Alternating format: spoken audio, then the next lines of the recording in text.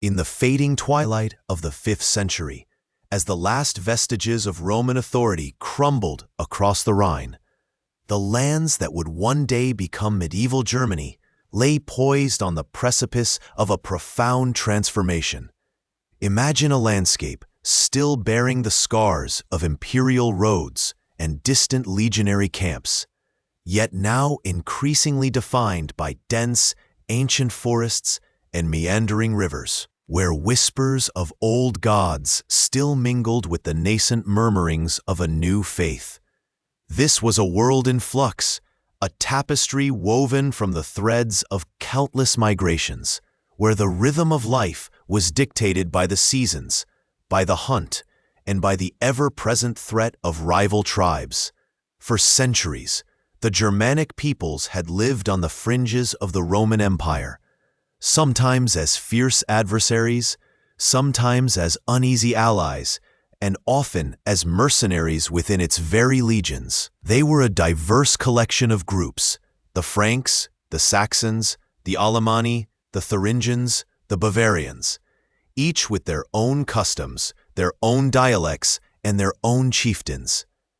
Their societies were largely tribal, organized around kinship and loyalty to a charismatic leader, rather than the rigid administrative structures of Rome. Yet, the long interaction with the empire had left an indelible mark. Roman coins circulated, Roman goods were prized, and the very concept of a more centralized, expansive power had, perhaps, begun to take root in the minds of ambitious chieftains.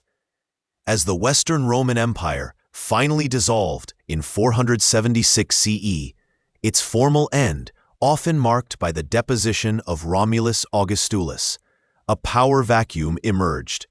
This wasn't a sudden, cataclysmic event, but rather a slow, drawn-out process, like the tide gradually receding from a vast shoreline. Roman cities, once vibrant centers of trade and administration, began to shrink, their grand public buildings falling into disrepair. In their place, new forms of authority arose, often led by these Germanic chieftains who had previously served Rome or had carved out their own territories through force. Among these emerging powers, the Franks stood out. Initially a loose confederation of tribes dwelling along the Lower Rhine, they possessed a remarkable adaptability and a strategic advantage in their proximity to Gaul, a former Roman province that offered rich agricultural lands and a relatively intact infrastructure. Their early history is shrouded in the mists of oral tradition, but by the late 5th century, a figure of immense significance emerged: Clovis I. Born around 466 CE, Clovis was a chieftain of the Salian Franks, and he harbored ambitions far grander than merely raiding his neighbors. Clovis understood the power of consolidation. Through a series of shrewd alliances, brutal conquests, and occasional betrayals, he began to unite the various Frankish subtribes under his sole rule. His most famous victory came in 486 CE at the Battle of Soissons, where he decisively defeated Syagrius, the last Roman ruler in Gaul. This victory marked a critical turning point, effectively ending Roman rule in the region and opening the door for Frankish expansion. But Clovis's genius wasn't limited to military prowess. He recognized the enduring influence of the Roman Church and the potential for Christianity to unify his diverse pagan subjects. Historians still debate the exact circumstances and sincerity of Clovis's conversion to Nicene Christianity, which likely occurred around 496 CE, possibly after a desperate plea for divine aid during a battle against the Alemanni. Regardless of his personal conviction, this act was a masterstroke of political strategy. By embracing the same Christian faith as the majority of the Gallo-Roman population, and, crucially, aligning himself with the powerful bishops of Gaul, Clovis gained immense legitimacy. He was no longer just a barbarian warlord. He was a divinely sanctioned ruler, a defender of the faith. This alliance between the Frankish monarchy and the Roman Church would become a defining characteristic of medieval European history, laying the groundwork for the later Holy Roman Empire. Following Clovis's death in 511 CE, his nascent kingdom was, in accordance with Frankish custom, divided among his sons. This practice of partible inheritance, while ensuring family loyalty in the short term, often led to bitter internecine conflicts and periods of fragmentation. Yet, despite these internal struggles, the Frankish realm continued to expand, absorbing the Alemanni, the Thuringians, and eventually extending its influence over the Bavarians. The Merovingian dynasty, as Clovis's successors were known, ruled for over 2 centuries, their power waxing and waning with the strength of individual kings.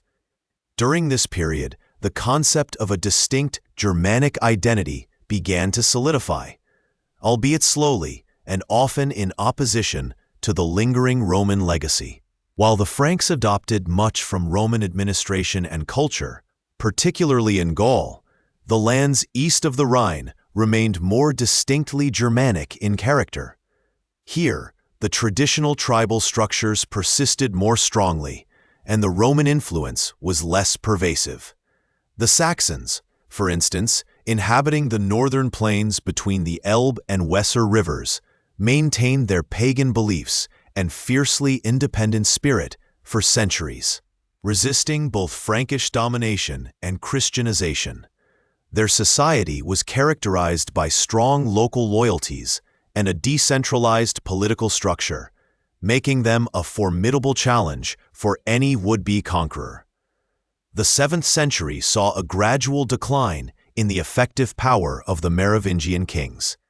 They became known as the Do-Nothing Kings, their authority increasingly usurped by the powerful aristocratic officials known as the mayors of the palace. These mayors, initially royal administrators, gradually consolidated real power, commanding armies, dispensing justice, and effectively ruling the kingdom in the king's name. One particular lineage of mayors, the Pippinids, began to establish a hereditary claim to this powerful office. It was Charles Martel, a Pippinid mayor of the palace, who truly cemented the family's power in the early 8th century. His name, Martel, meaning the hammer, speaks to his military prowess. In 732 CE, at the Battle of Tours or Poitiers, he famously halted the advance of an Umayyad Muslim army from Spain into Gaul.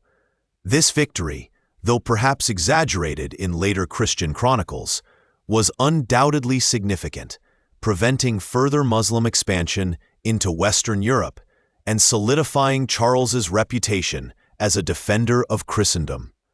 This event, often seen as a pivotal moment in European history, further enhanced the prestige of the Pippinid family, making them the de facto rulers of the Frankish kingdom. Charles Martel's son, Pippin the Short, took the final, decisive step. In 751 CE, with the support of the Frankish nobility, and crucially, the blessing of Pope Zachary, Pippin deposed the last Merovingian king, Childeric III, and had himself crowned King of the Franks. This act marked the formal end of the Merovingian dynasty and the beginning of the Carolingian dynasty, named after Charles Martel. The Pope's endorsement was critical, providing a new layer of legitimacy that transcended mere military might. In return, Pippin pledged to protect the papacy, laying the groundwork for the Papal States and a deep, often complex relationship between the Frankish monarchy and the Roman Church. The Carolingian era ushered in a period of renewed expansion and cultural revival. Pippin's son, Charlemagne, would become the most iconic ruler of this age, transforming the Frankish kingdom into an empire that stretched from the Pyrenees to the Elbe, encompassing much of what is modern-day France, Germany, and Italy. But his story, and the story of the Carolingian Renaissance, belongs to the next chapter. For now, the stage was set, the disparate tribes had begun to coalesce, and the foundations of a new political order had been firmly laid on the shifting sands of a post-Roman world. The journey from scattered tribal groups to the nascent kingdoms of early medieval Germany was a testament to the enduring human drive for order, for power, and for a place to call their own in a world forever changed. If you're enjoying this, make sure to subscribe and leave in the comments the time and place you're listening from. The echoes of Rome, though distant, still resonated across the fractured landscape of Western Europe as the 8th century drew to a close. From the heart of what we now call France, a new power was stirring, one that would seek to rekindle the flame of imperial unity, even if only for a fleeting moment. This was the age of the Franks, a Germanic people who had, through centuries of migration and conquest, established a dominant kingdom.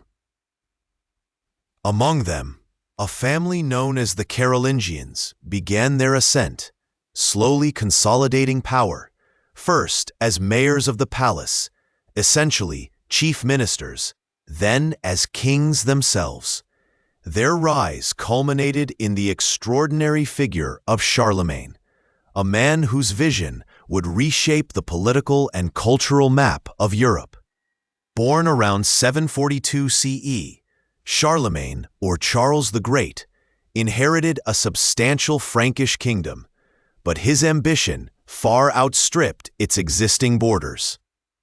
He was a man of immense physical stature, reportedly over 6 feet tall, a towering presence in an era when most were considerably shorter. Yet it was his intellect and strategic genius that truly set him apart. His reign, spanning from 768 to 814 CE, was a relentless campaign of expansion and consolidation. To the east, he pushed against the Saxons, a pagan Germanic people who resisted conversion and Frankish dominance fiercely. These Saxon wars, lasting over 3 decades, were brutal and protracted, marked by moments of both Frankish triumph and Saxon rebellion. Charlemagne's determination to integrate them into his Christian empire was unwavering, even resorting to forced conversions and mass deportations, a testament to the harsh realities of power in that age. Further south, he campaigned against the Lombards in Italy, ultimately conquering their kingdom in 774 CE and taking on their Iron Crown, thus extending his influence deep into the Italian peninsula.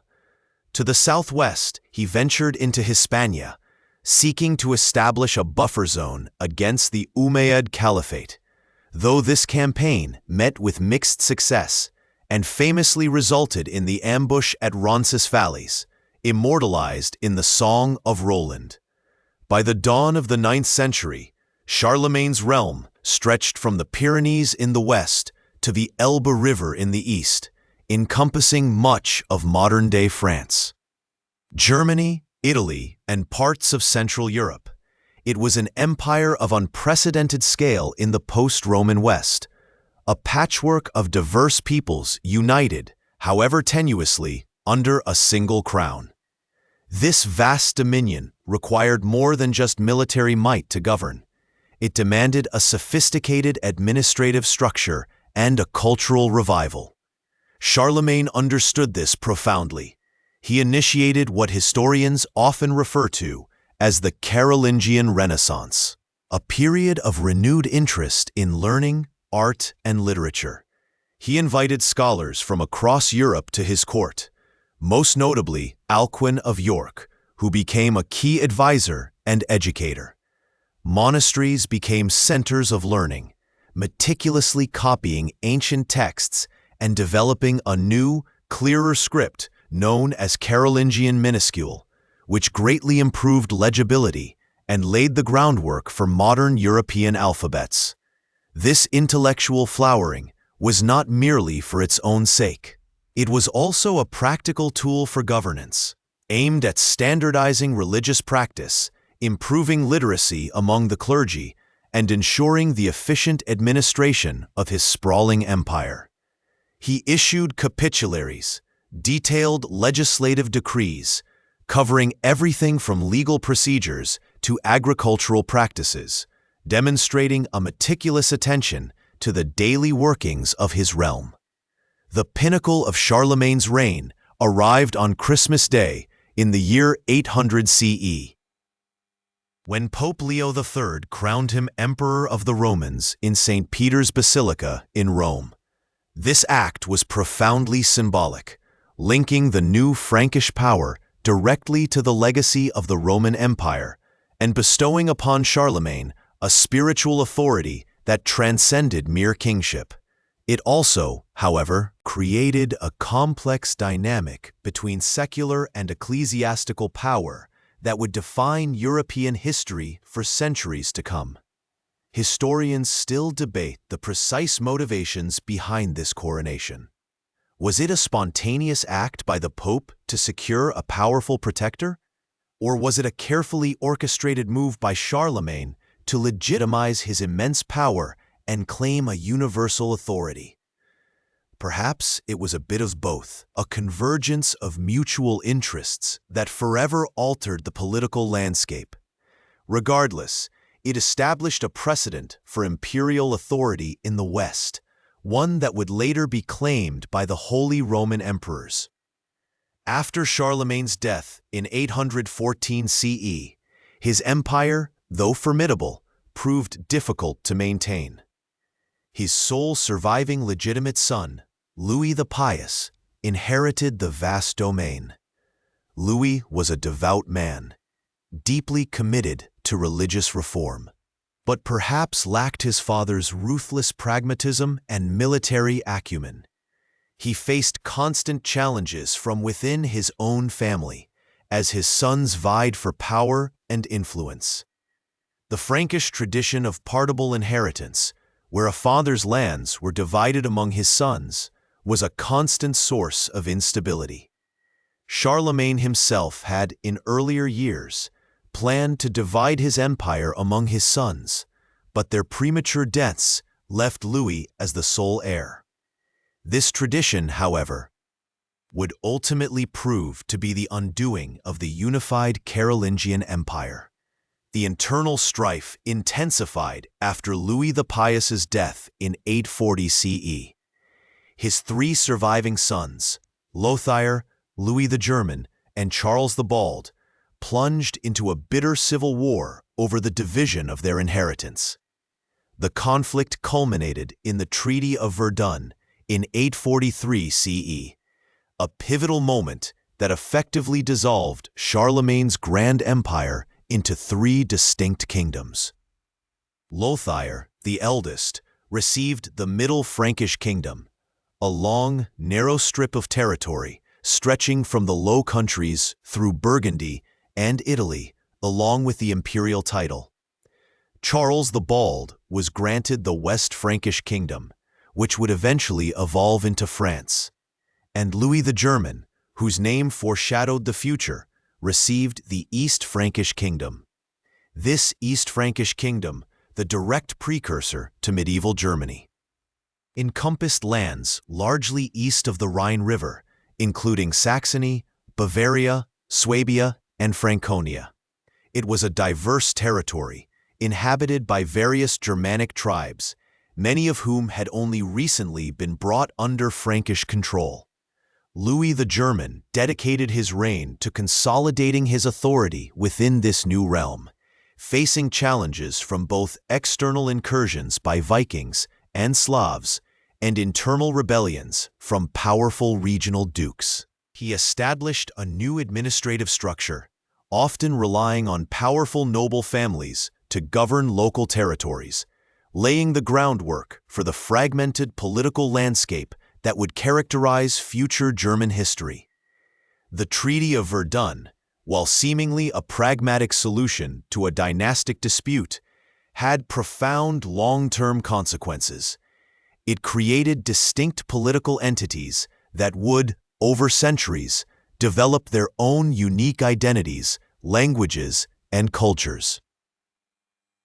The Middle Kingdom, Lothair's portion, proved to be particularly unstable, constantly contested, and eventually absorbed by its more powerful neighbors, leaving behind a legacy of border disputes that would plague Europe for centuries. The East Frankish Kingdom, however, managed to endure, albeit with its own set of challenges. The Carolingian dynasty in the East Frankish Kingdom continued for several more decades after Louis the German, but its power gradually waned. The last effective Carolingian ruler in the East was Arnulf of Carinthia, who died in 899 CE. His young son, Louis the Child, succeeded him, but true power increasingly resided with the powerful regional dukes, who often acted independently, raising their own armies and administering justice within their territories. This decentralization was, as a stark contrast to Charlemagne's efforts at centralized control, the constant threat of external invasions, particularly from the Magyars, nomadic horsemen who raided deep into Central Europe, further weakened the central authority and forced local populations to rely on their dukes for protection. By the early 10th century, the Carolingian line in the East Frankish Kingdom finally died out with Louis the Child in 911 CE. This marked a critical turning point. There was no direct Carolingian heir to inherit the throne.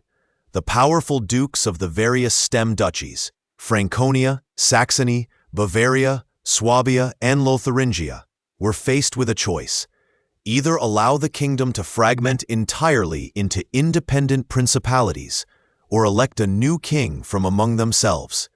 This moment of crisis presented a unique opportunity for a new form of monarchy to emerge, one that would be based not on hereditary succession alone, but on the consent, however grudging, of the most powerful nobles.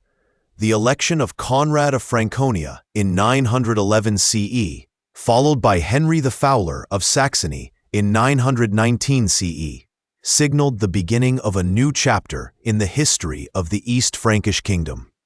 It was a chapter defined by the struggle to maintain a semblance of unity in the face of powerful regional interests, and by the ongoing effort to forge a distinct identity out of the Carolingian legacy. The dream of a unified empire, so vividly realized by Charlemagne, had fractured, but in its fragmentation, the seeds of future nations were sown. The East Frankish Kingdom, born from the ashes of a grand imperial vision, was now poised to embark on its own complex and often turbulent journey, laying the foundations for what would eventually become the Holy Roman Empire, and in time, the diverse states of Germany. The echoes of Charlemagne's reign, however, would continue to reverberate, a constant reminder of a fleeting golden age and a blueprint for future imperial ambitions. The echoes of Charlemagne's grand design, though fractured, still resonated across the lands east of the Rhine. As the Carolingian line faltered and then extinguished itself in these eastern realms, a new power began to coalesce from the fragmented duchies. It was a time of deep uncertainty, where local lords wielded increasing influence, and the very idea of a unified kingdom seemed to fray at the edges, threatened by internal strife and external pressures, particularly from the relentless Magyar horsemen who swept across the plains from the east, leaving destruction in their wake. Yet, from this crucible of chaos, a new dynasty would emerge, one that looked back to the glories of Rome and the Frankish Empire, seeking to rekindle a flame that had dimmed but not died. This was the dawn of the Ottonian era, a period that would fundamentally reshape the political and cultural landscape of the Germanic territories. Its true architect was Otto I, a figure whose ambition and strategic brilliance would earn him the epithet the Great. Born around 912, Otto inherited the Duchy of Saxony from his father, Henry the Fowler, who had already laid crucial groundwork by consolidating power among the various German dukes and, notably, achieving a decisive victory against the Magyars at Riad in 933. Henry had been elected King of the East Franks in 919, a testament to the growing power of the Saxon house. But it was Otto who would elevate this kingship to an imperial dignity, forging a new empire from the remnants of the old. When Otto succeeded his father in 936, he immediately signaled his imperial aspirations. His coronation ceremony, held in Charlemagne's old palace chapel in Aachen, was meticulously orchestrated to evoke the grandeur of his illustrious predecessor. The dukes of Bavaria, Swabia, Franconia, and Lorraine served him as his chamberlain, steward, cupbearer, and marshal respectively, a symbolic display of their submission and the reassertion of royal authority over the powerful regional magnates. This was no mere ceremonial gesture. Otto understood that to build a lasting realm, he needed to either subdue or co-opt these powerful dukes, many of whom harbored their own ambitions for greater autonomy. He faced numerous rebellions from his own relatives and disgruntled dukes throughout the early years of his reign, testing his resolve and strategic acumen.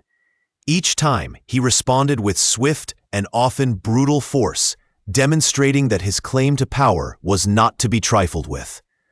Otto's genius lay not only in his military prowess and political cunning, but also in his profound understanding of the power of the Church.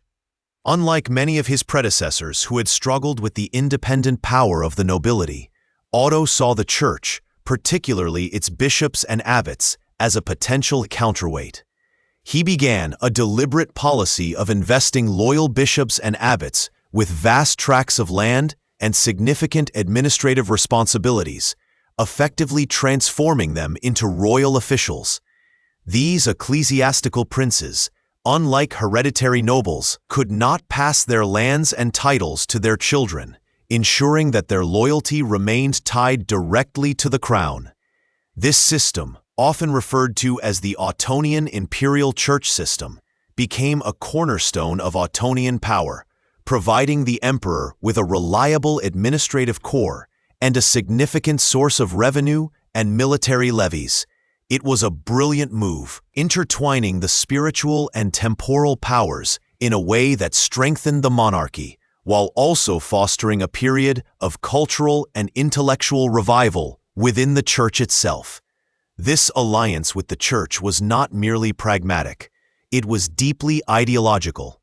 Otto, like Charlemagne before him, saw himself as the protector of Christendom, a divinely ordained ruler responsible for the welfare of the church.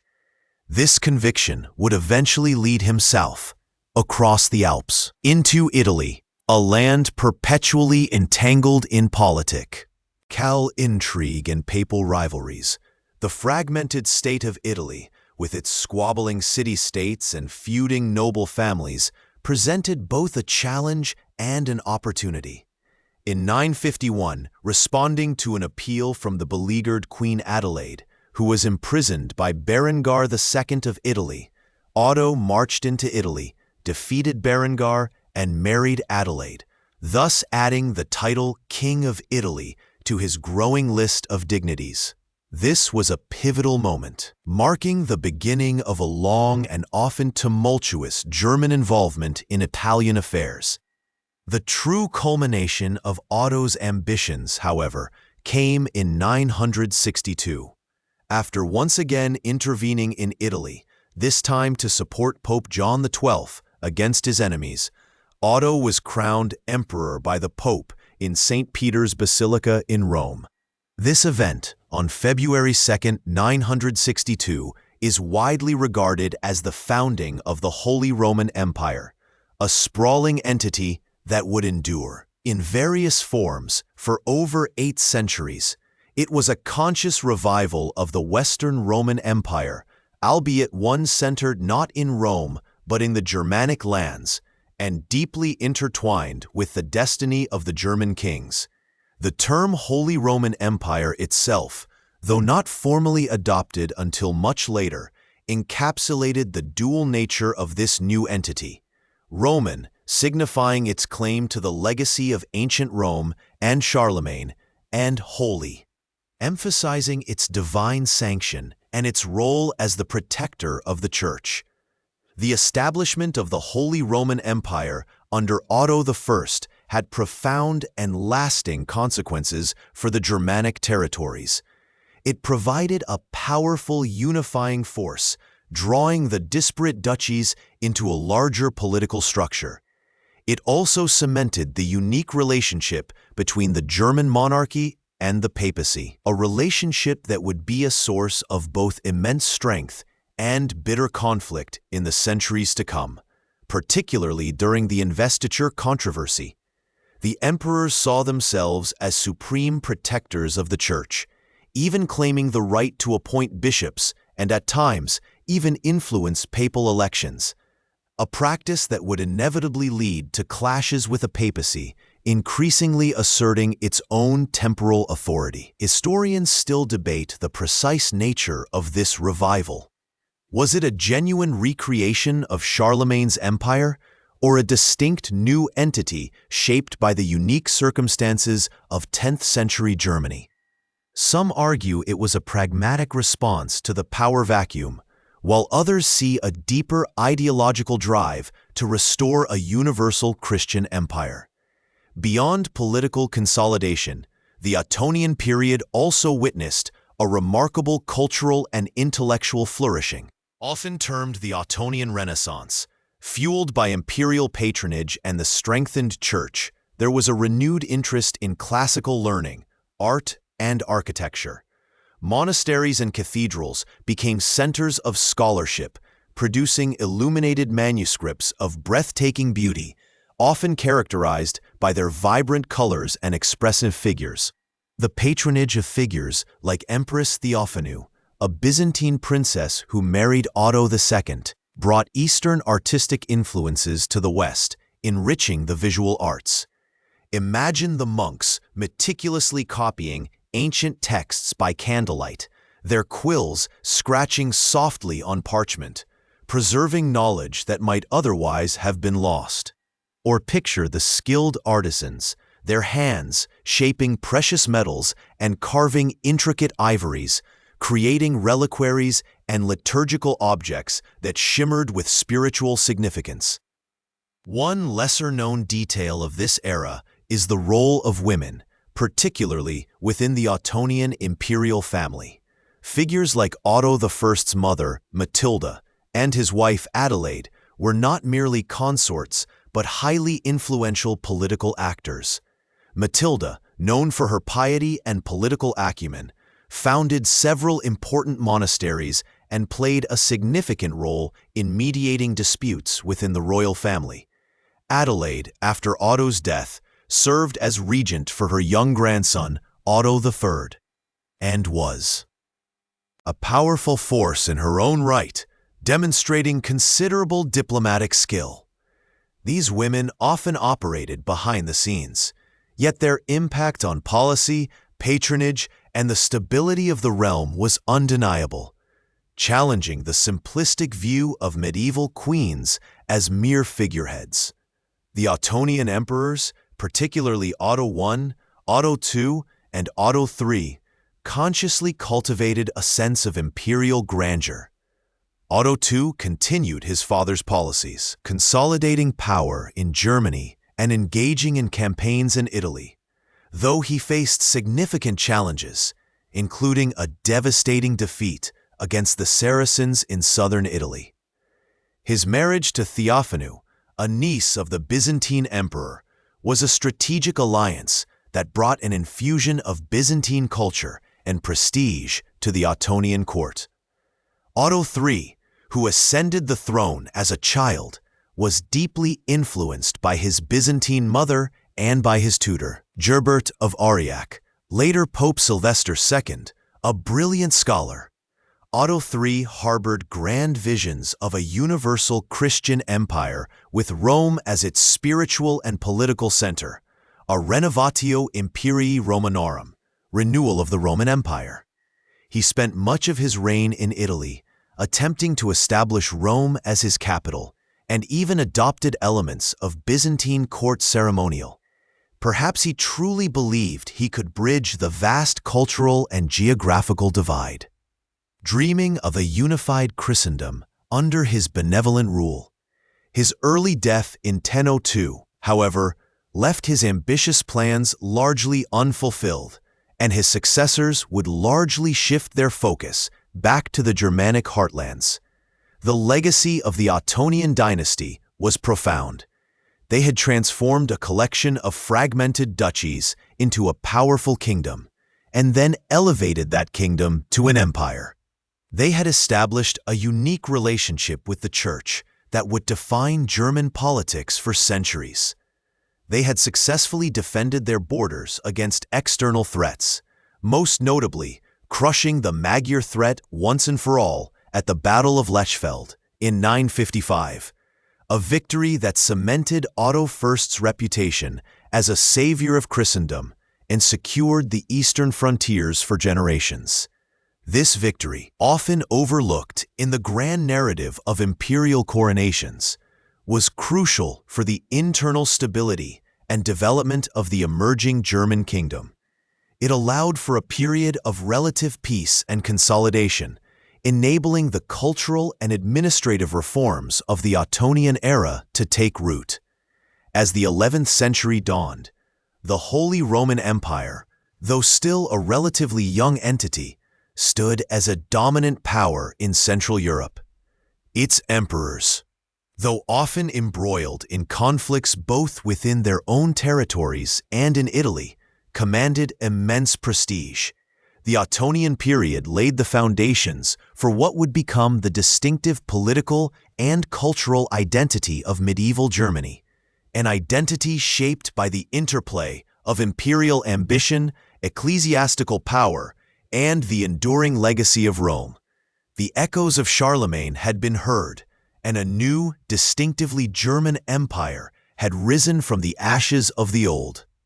Poised to navigate the complex currents of the medieval world, the landscape, once scarred by raiding parties and internal feuds, began to show the signs of a more ordered, more ambitious realm, its future still unwritten, but its foundations firmly laid by the hands of its early emperors. The sun, which had once shone so brightly on the Ottonian dream of a unified Christian empire, began to cast longer, more uncertain shadows as the 11th century unfolded.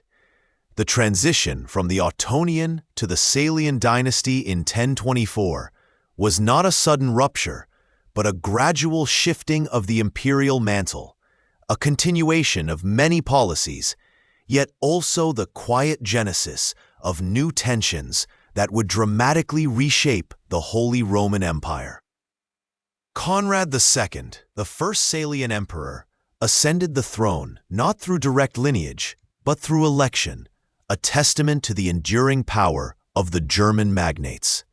He was a pragmatic ruler, consolidating power through strategic marriages and careful administration, much like his predecessors. He inherited a realm that, while vast, was a mosaic of powerful duchies and ecclesiastical territories, each with its own customs and ambitions. Yet beneath the surface of imperial continuity, a profound ideological shift was gaining momentum, one that would soon erupt into the most significant conflict of the medieval age, the Investiture controversy. This was no mere squabble over land or taxes. It was a fundamental clash over the very nature of authority, a struggle for the soul of Christendom, and it would pit the spiritual power of the papacy against the temporal might of the emperor.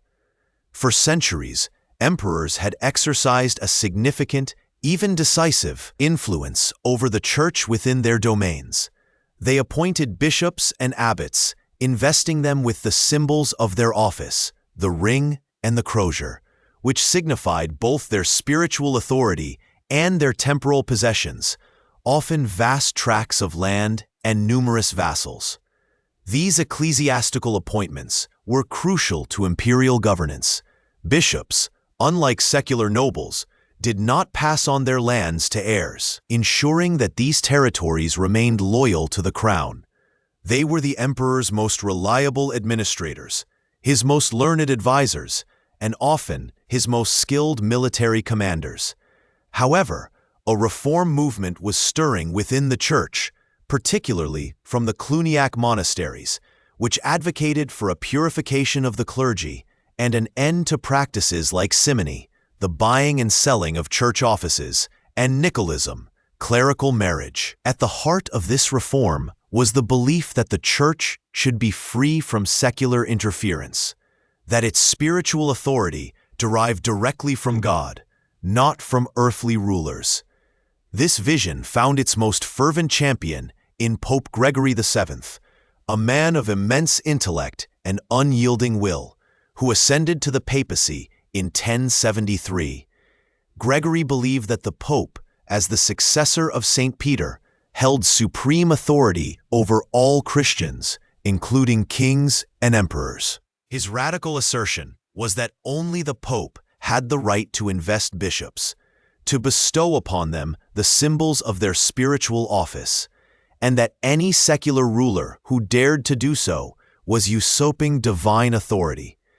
This was a direct challenge to the very foundation of imperial power in Germany.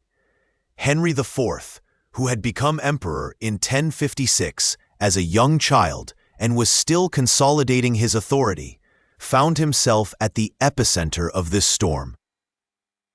He was a vigorous and ambitious ruler, determined to maintain the traditional imperial prerogatives. For Henry, the appointment of bishops was not just a matter of tradition. It was essential for the functioning of his government and the stability of his realm. Many of the bishops he appointed were loyal servants, often from his own household, and their allegiance was vital in controlling the powerful and often rebellious German dukes. The conflict escalated rapidly. In 1075, Gregory issued the Dictatus Papae, a series of 27 propositions outlining the Pope's supreme authority, including the right to depose emperors. This was an unprecedented claim, and Henry IV, viewing it as an intolerable affront to his divinely ordained imperial office, responded by convening a synod of German bishops at Worms in 1076. Here he declared Gregory VII deposed, accusing him of usurping the papacy and acting unlawfully. The language of Henry's letter to Gregory was defiant, addressing him not as pope, but as Hildebrand, no longer pope, but false monk.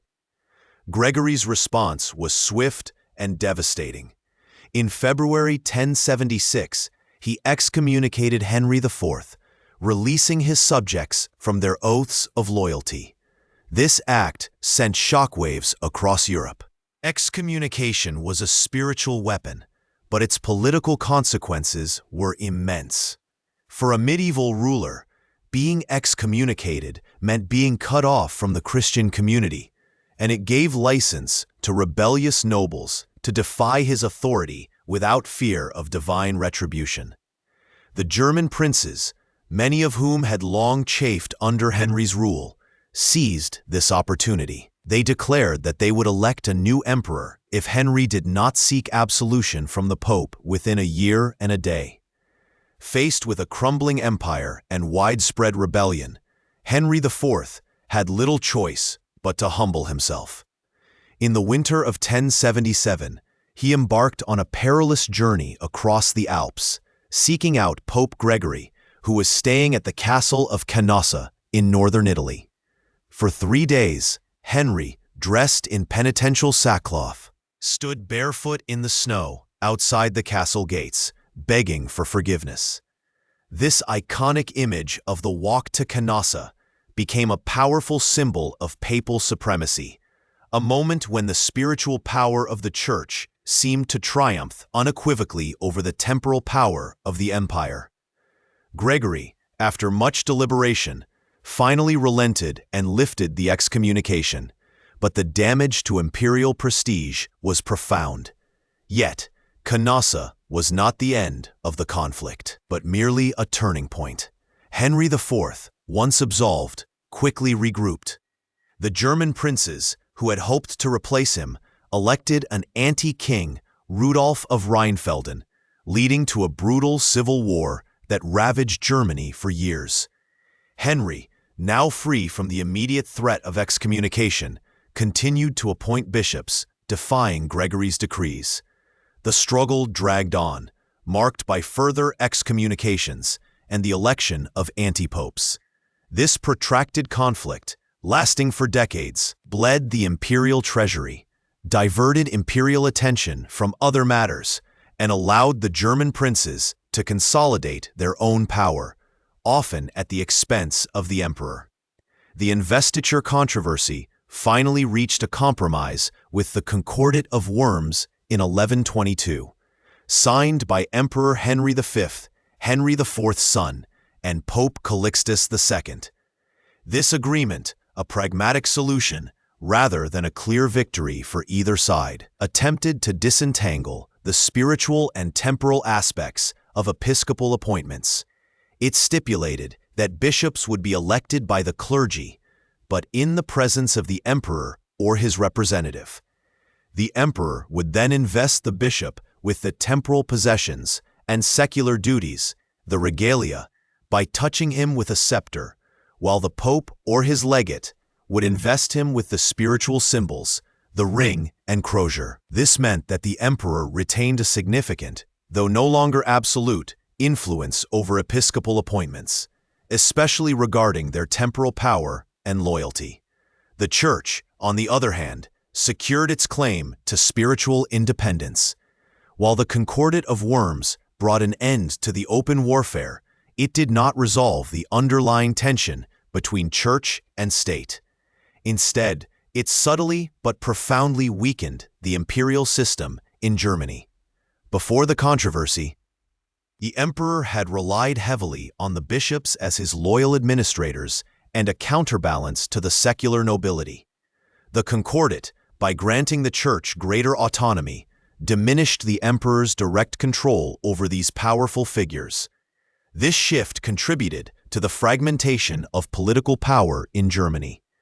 Unlike France or England, where strong central monarchies emerged, the German emperors found their authority increasingly challenged by powerful, semi-independent princes, both secular and ecclesiastical. Historians still debate the precise extent to which the investiture controversy irrevocably fractured the imperial authority. But its role in the long-term decentralization of Germany is undeniable. Some scholars argue that it was the single most important factor preventing the emergence of a strong, unified German state in the High Middle Ages. Beyond the political ramifications, the investiture controversy also had profound intellectual and legal consequences. It spurred the development of canon law within the Church, leading to a more systematic and coherent body of ecclesiastical legislation. It also forced both sides to articulate their arguments in sophisticated legal and theological terms, contributing to the intellectual ferment of the 12th century. The very idea of distinct spheres of authority, spiritual and temporal, became more clearly defined, laying the groundwork for future debates on the separation of church and state. The Salians, despite this monumental struggle, continued to rule. Conrad II had laid the groundwork for a more centralized administration, and his son, Henry III, was a powerful and respected emperor, perhaps the last to truly embody the Ottonian ideal of imperial supremacy over the Church before the storm broke. He even appointed several popes, demonstrating the height of imperial control. But the seeds of conflict had been sown, and the reign of Henry IV and his successors would be defined by the bitter legacy of Canossa and the ongoing struggle to define the boundaries of imperial and papal power. The empire, though still vast, was beginning to feel the strain of internal divisions. The focus on Italy, a constant drain on imperial resources and manpower, continued to divert attention from the consolidation of power within Germany itself, while the emperors sought to assert their authority over the wealthy Italian cities and the papacy. The German princes were quietly but effectively carving out greater autonomy for themselves. The Salian emperors, like their Ottonian predecessors, were often itinerant rulers, moving from one imperial palace to another, holding court and administering justice.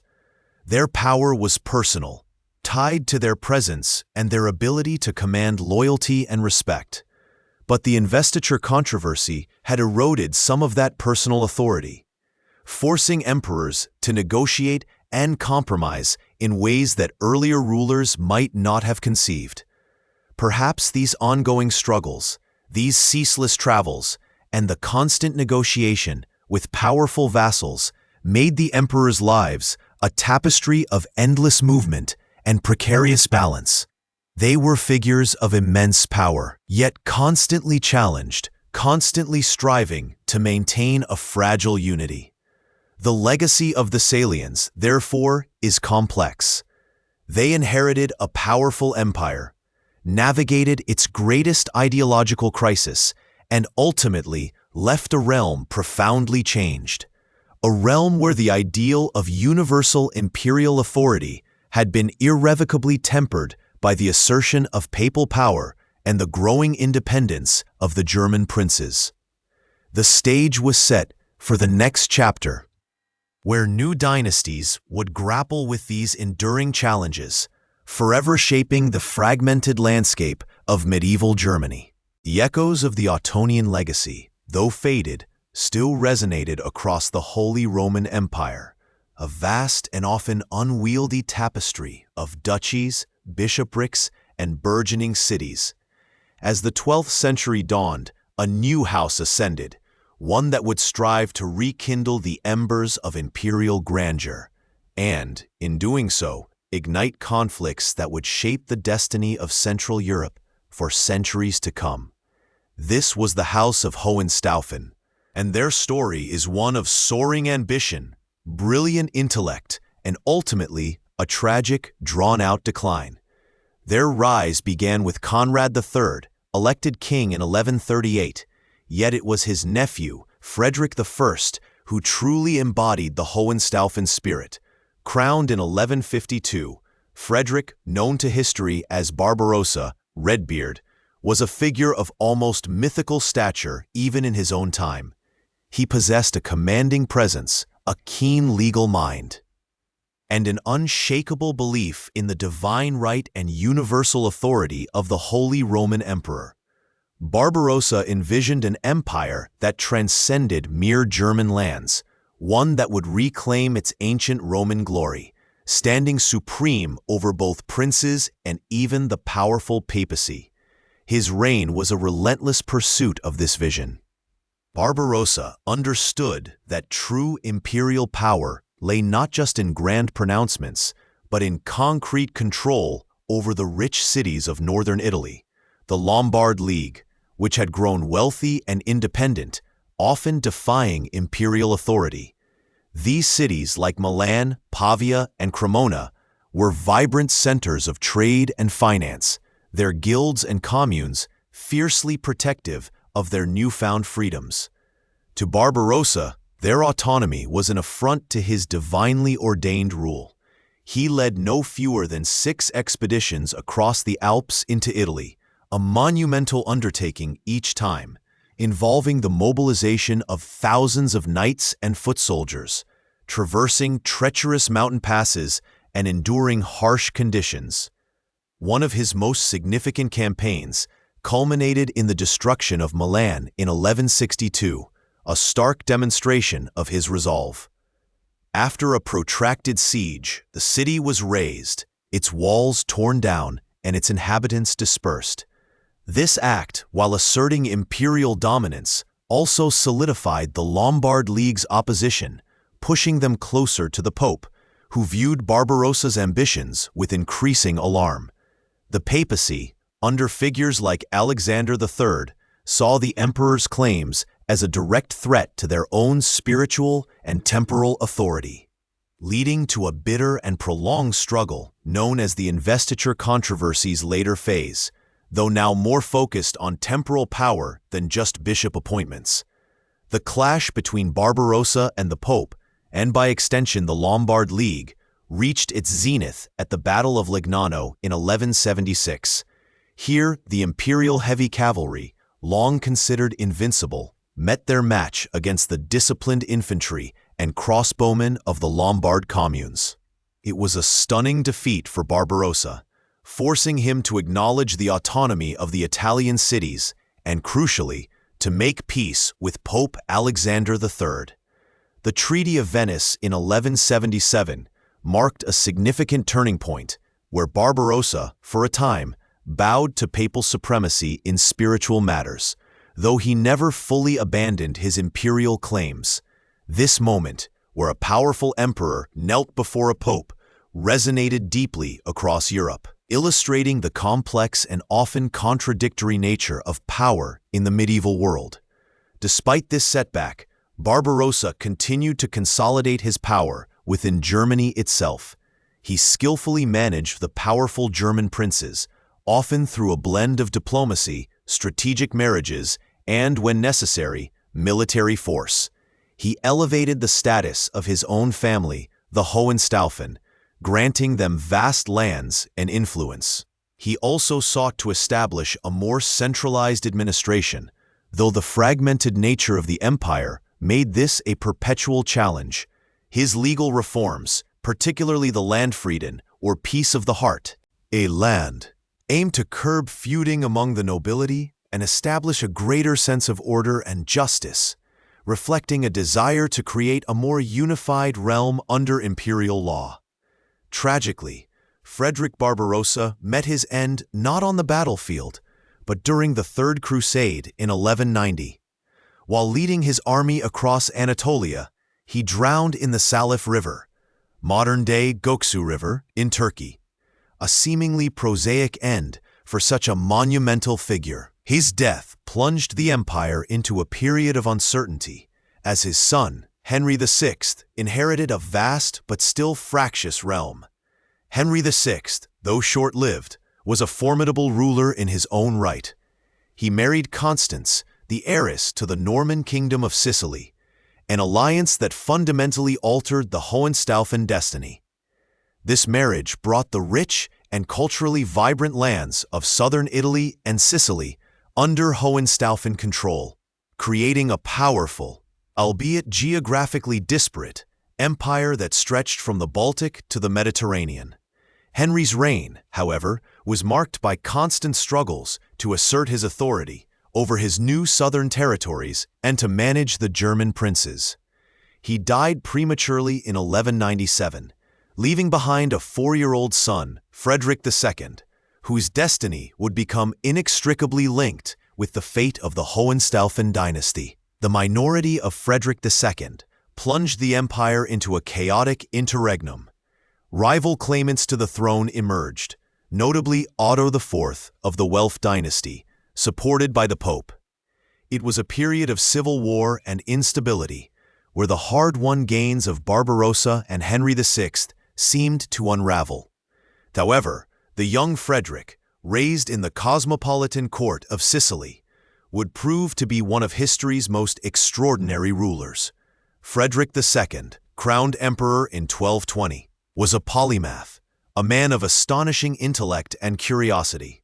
He spoke 6 languages, was deeply interested in philosophy, science, and the arts, and maintained a menagerie of exotic animals.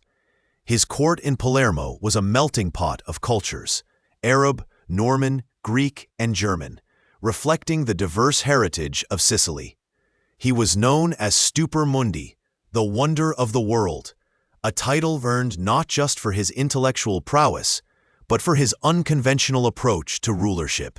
Unlike his grandfather, Barbarossa, Frederick II's heart lay not in the cold, forested lands of Germany, but in the sun-drenched, fertile landscapes of Sicily and southern Italy.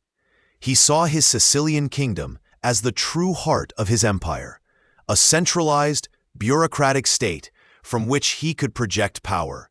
He introduced a sophisticated legal code, the Constitutions of Melfi, 1231, which established a highly centralized administration, curtailed the power of the nobility, and promoted justice for all subjects, regardless of social standing. This code was remarkably progressive for its time, laying foundations for modern legal systems. However, this focus on Italy came at a significant cost to his authority in Germany. To secure the support of the German princes and ensure peace while he pursued his ambitions in the south, Frederick made significant concessions. Through charters like the Statutum in Favorum Principum, Statute in Favor of Princes in 1232, he granted vast new rights and autonomies to the German ecclesiastical and secular princes. These concessions, while pragmatic in the short term, fundamentally weakened the central imperial authority in Germany. They transformed the German princes from vassals into increasingly independent territorial rulers, laying the groundwork for the fragmented political landscape that would characterize Germany for centuries to come. Historians still debate whether Frederick truly understood the long-term implications of these concessions, or if he simply prioritized his Italian dreams above all else. Some argue he saw Germany as a necessary but secondary component of his broader Mediterranean empire, while others contend he was a realist, understanding. Given that direct control over distant German lands was simply not feasible given the constant challenges he faced in Italy, Frederick's relationship with the papacy was even more tumultuous than Barbarossa's. He was excommunicated multiple times by various popes, who viewed his immense power, his intellectual curiosity, often bordering on skepticism from their perspective, and his presence in Italy as an existential threat to the Papal States. The popes feared being encircled by Hohenstaufen power, caught between Frederick's northern Italian territories and his southern kingdom of Sicily. The conflict escalated into a bitter propaganda war, with the Pope denouncing Frederick as an antichrist, and Frederick portraying the Pope as a power-hungry tyrant. Despite his excommunications, Frederick even managed to lead a crusade to the Holy Land, 1228 to 1229, not through military conquest, but through skillful diplomacy, negotiating the return of Jerusalem to Christian control. This was an unprecedented achievement for an excommunicated emperor, further infuriating the papacy. The latter part of Frederick II's reign was a relentless struggle against the papacy and the revived Lombard League. He spent years campaigning in Italy, attempting to crush the rebellious cities and consolidate his rule, but the constant warfare drained his resources and his spirit. The sheer scale of the opposition, coupled with internal dissent and the vast distances involved in governing such a sprawling empire, proved to be an insurmountable challenge. Frederick II died in 1250, leaving behind a complex legacy. His death marked the effective end of the Hohenstaufen dynasty's imperial ambitions. His son and successor, Conrad IV, struggled to maintain control, facing opposition from both the papacy and rival claimants. Conrad himself died in 1254, and his young son, Conradin, the last legitimate Hohenstaufen heir, was tragically executed in Naples in 1268 by Charles of Anjou, who had been granted the Kingdom of Sicily by the Pope. The period following Frederick II's death and Conradin's execution is known as the Interregnum, 1254 to 1273, a chaotic era where no single powerful emperor held sway. Germany dissolved further into a patchwork of independent territories, each ruled by its own prince, bishop, or city council. The imperial title became largely symbolic, often held by weak or absentee rulers. This fragmentation, accelerated by Frederick II's policies, profoundly shaped the future of Germany, preventing the emergence of a strong, centralized monarchy like those developing in France or England. The Hohenstaufen dream of a universal empire, stretching from the North Sea to Sicily, ultimately crumbled under the weight of its own ambition. The relentless opposition of the papacy and the inherent difficulties of governing such a vast and diverse realm in the medieval period. Their story is a poignant reminder of how even the most brilliant and powerful individuals can be undone by the forces of history and the relentless pursuit of an unsustainable vision. The legacy of the Hohenstaufen, however, lived on in the rich cultural and legal innovations they fostered, particularly in Sicily, and in the enduring myth of Frederick Barbarossa, who, according to legend, sleeps in a mountain, awaiting the day he will awaken to restore Germany to its former glory. Perhaps these tales, whispered through generations, were a comfort in the long centuries of fragmentation that followed, a hope for a unified future that would not fully materialize for another 600 years. The golden eagles of the Hohenstaufen, once soaring so high, had at last fallen. With the death of Conrad IV in 1254, and, more definitively, the execution of his young son, Conradin, in Naples in 1268, the direct male line of this formidable dynasty was extinguished. A profound silence, heavy with absence, descended upon the Holy Roman Empire. This wasn't merely the end of a family's reign. It was the abrupt cessation of a powerful, centralizing force that had, for generations, sought to impose its will and vision across the diverse mosaic of German lands. What followed was not an immediate, orderly succession, but a period of profound uncertainty, a vacuum at the heart of the imperial structure that historians would later call the Great Interregnum. Imagine the vast, sprawling territory of the empire, suddenly without a universally recognized emperor, a figure whose very presence, however distant, had once provided a semblance of unity and order, legitimacy. The imperial crown, once a beacon, now seemed to float aimlessly, coveted by many, but firmly grasped by none. For nearly 2 decades, from 1254 to 1273, the empire found itself in a peculiar state of suspended animation. There were claimants, certainly, men who wore the title of King of the Romans, William of Holland, Richard of Cornwall, Alfonso X of Castile, but their authority was largely nominal. Their influence confined to pockets of supporters, and their true power negligible outside their personal domains. Richard of Cornwall, for instance, a brother-in-law to Henry III of England, was elected by a faction of princes in 1257 and made a few visits to Germany, but he never managed to establish a firm hold or unify the fragmented territories. His reign, if it could even be called that, was more a testament to the prince's numberman, desire to have someone on the throne, even if that someone posed no real threat to their burgeoning independence. This absence of a strong central authority was not a void that remained empty. Rather, it was a fertile ground for the growth of local power. The territorial princes, those dukes, counts, margraves, and archbishops who had long chafed under imperial oversight, now found themselves unburdened by a superior. They seized the opportunity with a quiet, building, almost imperceptible hunger. Lands that had once been loosely administered by imperial officials now fell under their direct control.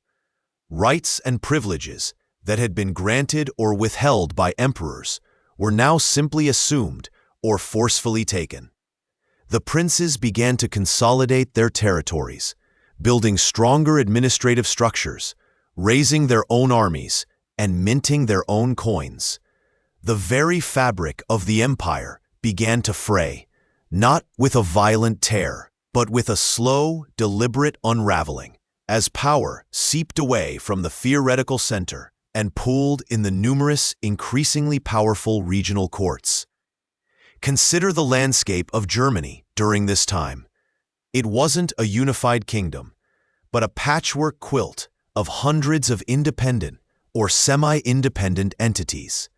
The Interregnum accelerated a process that had been underway for centuries. The shift from a feudal system centered around the emperor to a more decentralized structure dominated by territorial states. Cities, too, began to assert their independence, forming powerful leagues like the Hanseatic League in the north, which became a formidable economic and political force, effectively governing its own affairs and challenging the authority of local princes and even the emperor himself.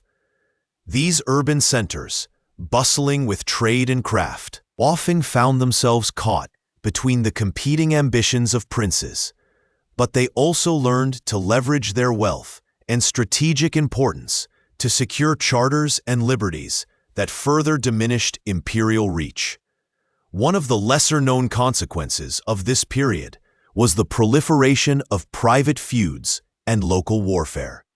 With no overarching imperial court to mediate disputes or enforce peace, conflicts between neighboring lords, knights, and even cities escalated. The concept of the Faustrecht or fist law became more prevalent, where might often made right.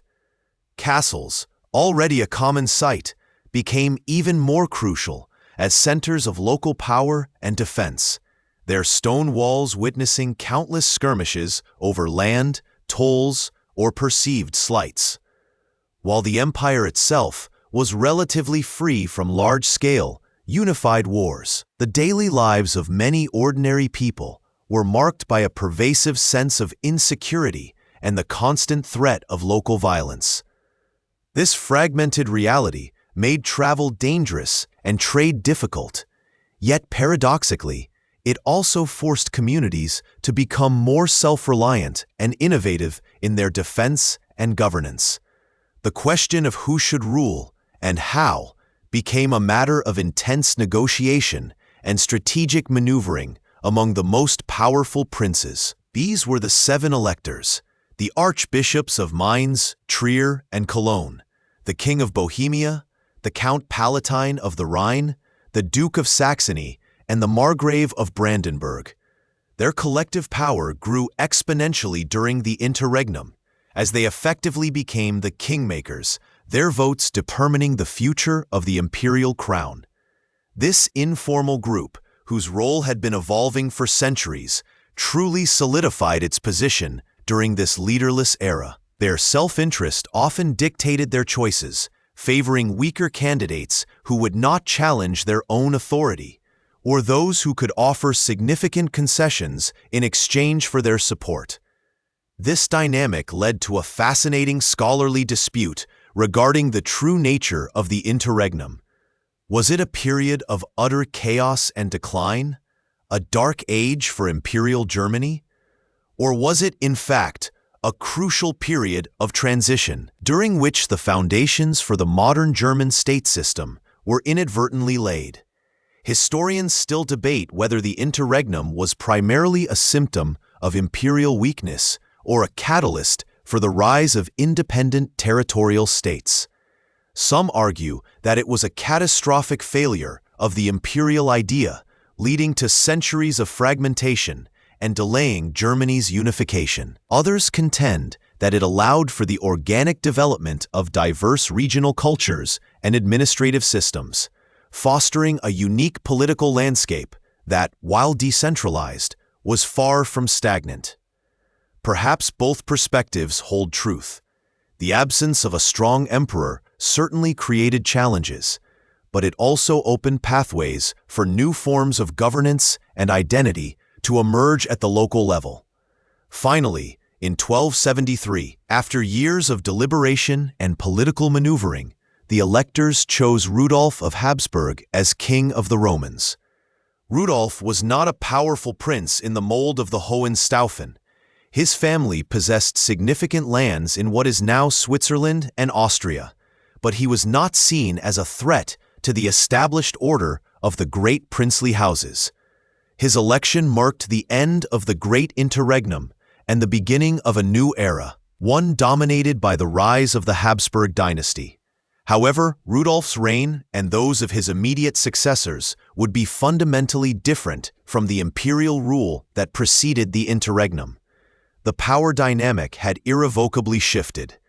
The emperor was no longer the undisputed apex of a hierarchical pyramid, but rather the first among equals, reliant on the cooperation, or at least the acquiescence, of the powerful territorial princes.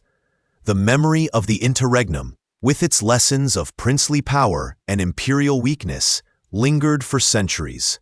It shaped the political imagination of Germany, fostering a deep-seated suspicion of overly centralized authority and reinforcing the importance of regional autonomy.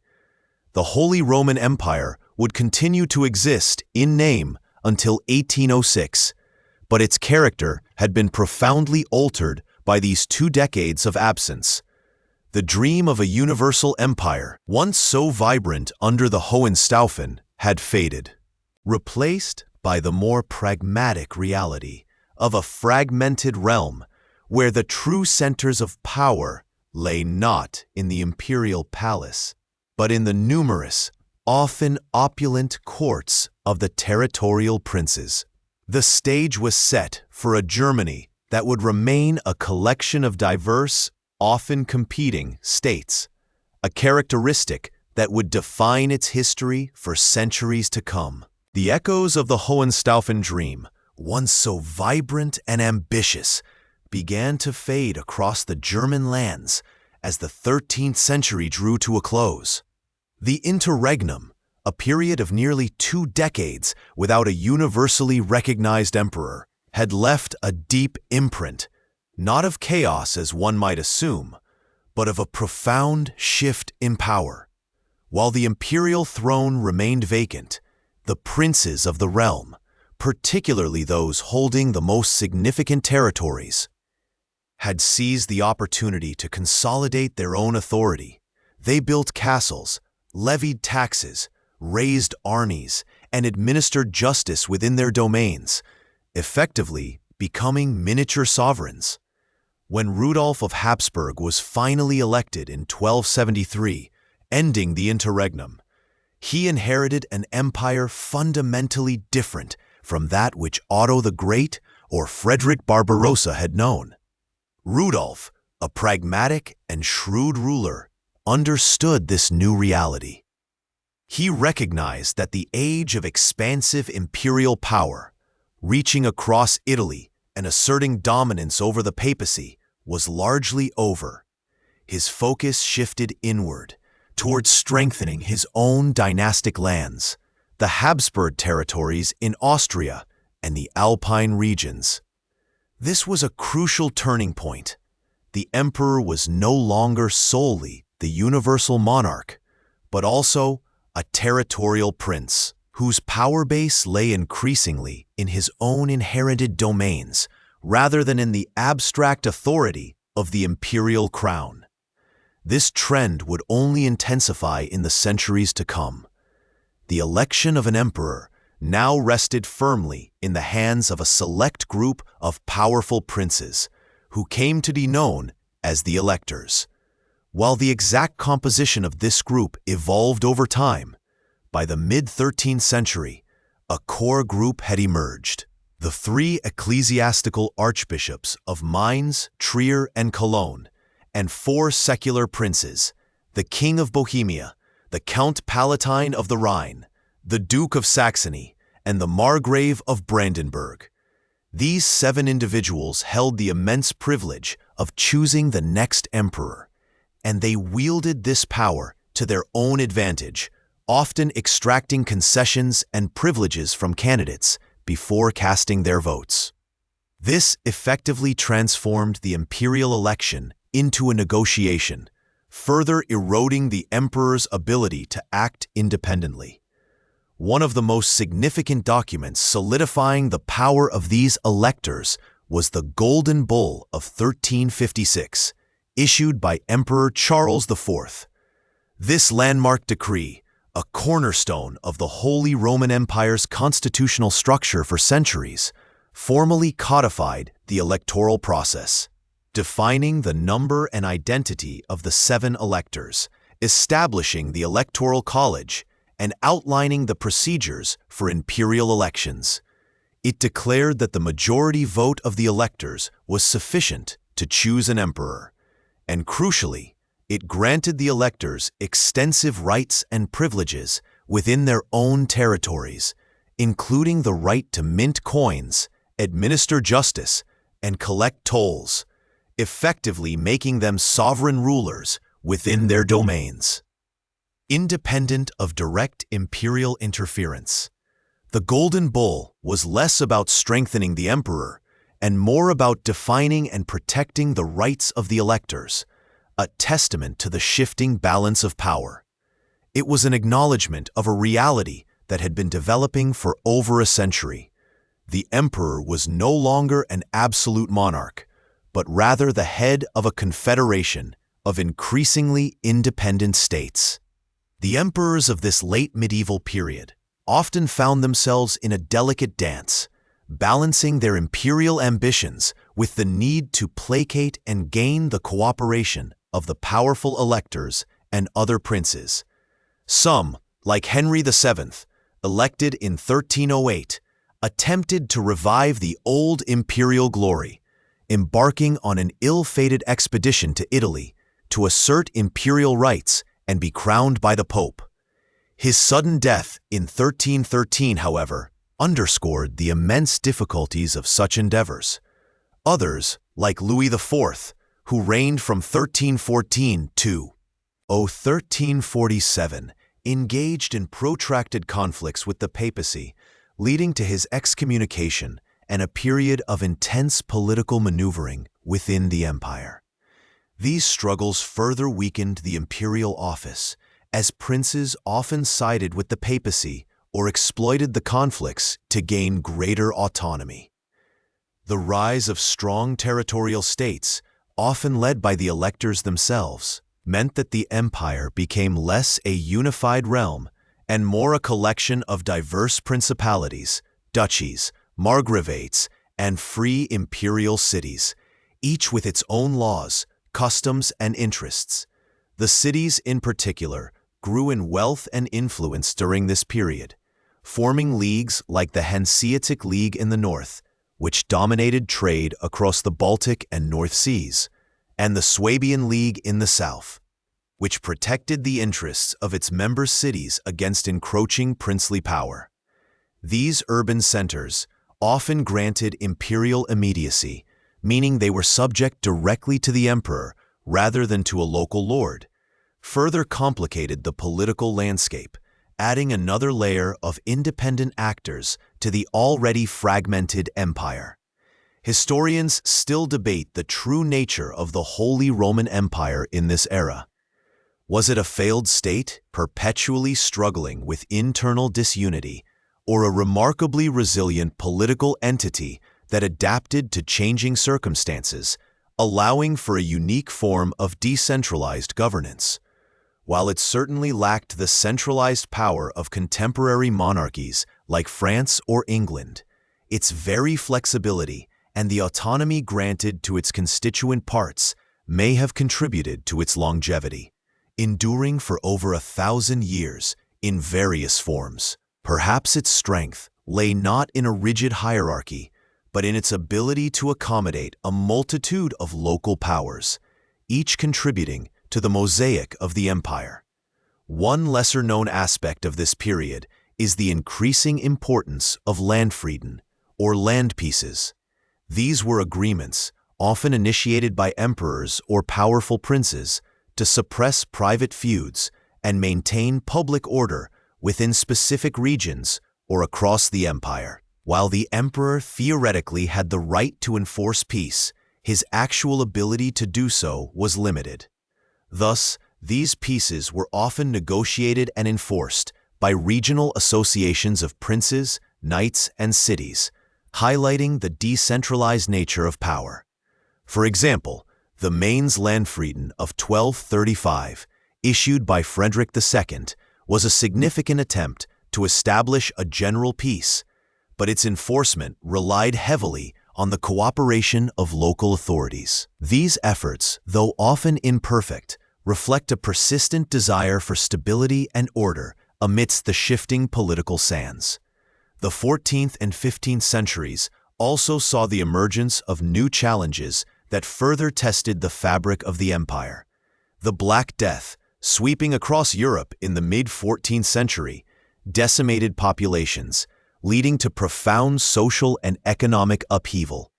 Labor shortages, abandoned lands, and a reordering of social hierarchies impacted every corner of the empire. While not a direct political challenge, the plague undoubtedly weakened the existing structures and forced communities to adapt, often further empowering local authorities who were best positioned to respond to the immediate crisis. Religious movements also began to stir.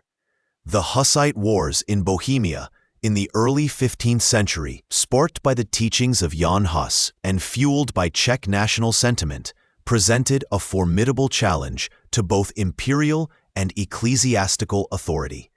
The empire, under Emperor Sigismund, struggled to suppress the Hussites, leading to a series of crusades that largely failed.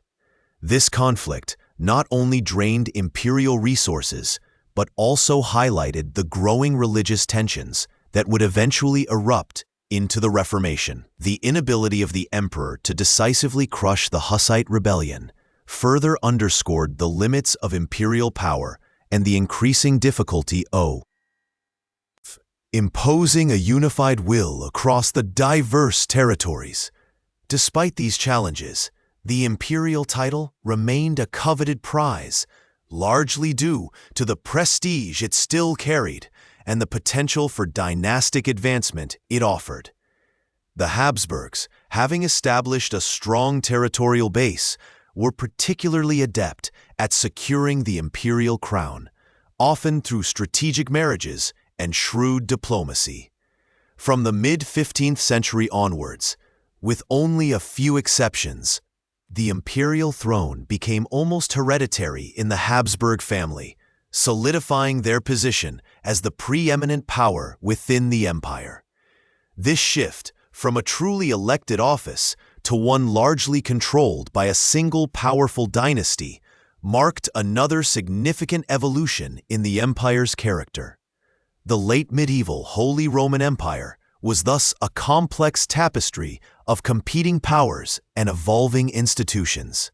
It was an empire where the emperor's authority was increasingly circumscribed by the powerful electors and territorial princes, where cities carved out their own spheres of influence, and where local customs and laws often held more sway than imperial decrees. Yet, it was also an entity that provided a framework for a vast and diverse collection of German-speaking lands, offering a degree of unity and a shared identity, however loosely defined. The imperial crown, though diminished in its direct power, still served as a symbol, a focal point around which the myriad parts of the empire could coalesce, albeit imperfectly. The dream of a universal empire may have faded, but in its place, a unique and enduring political structure had emerged, one that would continue to shape the destiny of Central Europe for centuries to come. As the echoes of chivalry began to soften, and the grand narratives of emperors and popes continued their intricate dance, a new pulse quickened within the very heart of the German lands. It was the beat of commerce, the murmur of markets, and the steady, purposeful stride of merchants. From the scattered hamlets and fortified strongholds, towns began to blossom, drawing people in like magnets, promising a life beyond the feudal manor's strictures. These weren't just collections of houses. They were living, breathing entities, each with its own character, its own aspirations. The 12th and 13th centuries witnessed a remarkable transformation across the Holy Roman Empire. While the great lords still held sway over vast swathes of land, the towns, often nestled at crucial river crossings, along ancient trade routes, or at the foot of protective castles, began to assert their own identities. They were places where skilled artisans plied their trades: weavers, tanners, blacksmiths, bakers, their workshops filling the air with the scent of leather, the clang of hammers, and the comforting aroma of fresh bread.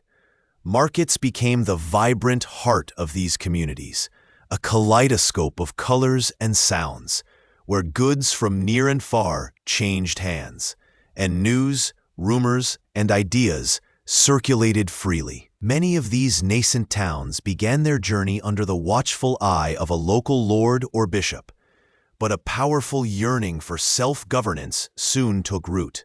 They sought charters, written agreements that granted them specific rights and privileges, often in exchange for taxes or military service. These charters were precious documents, meticulously guarded, for they were the keys to their autonomy. They allowed towns to establish their own laws, elect their own councils, and even raise their own militias.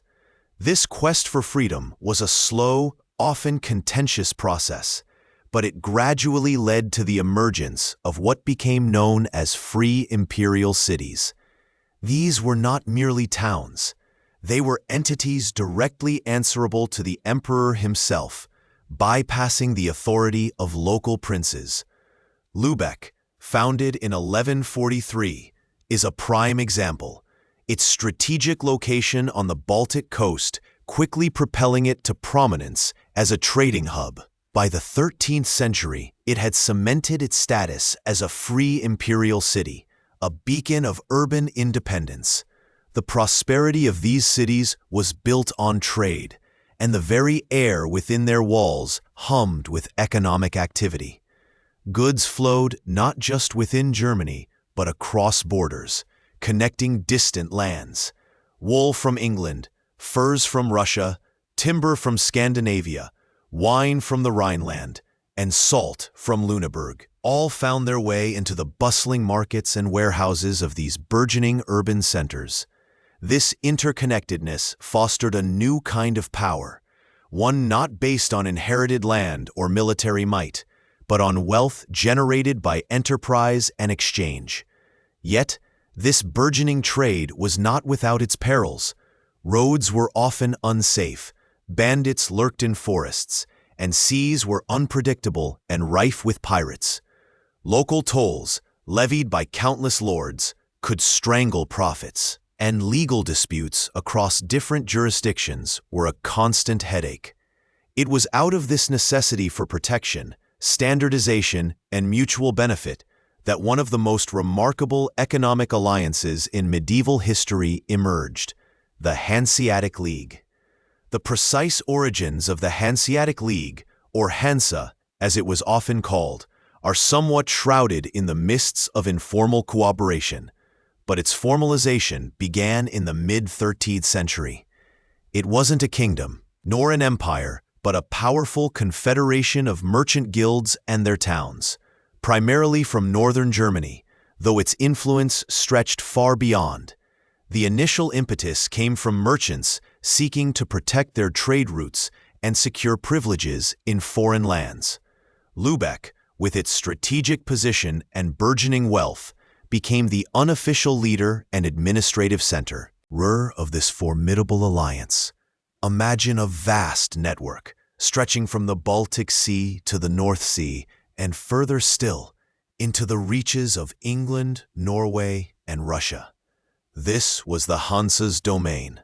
Its members, initially just a handful of towns like Hamburg, Bremen, Wismar, and Rostock, soon grew to encompass over 100 cities at its peak in the late 14th and early 15th centuries. While not every town was a full member, many were associated, benefiting from the League's protection and adhering to its commercial rules.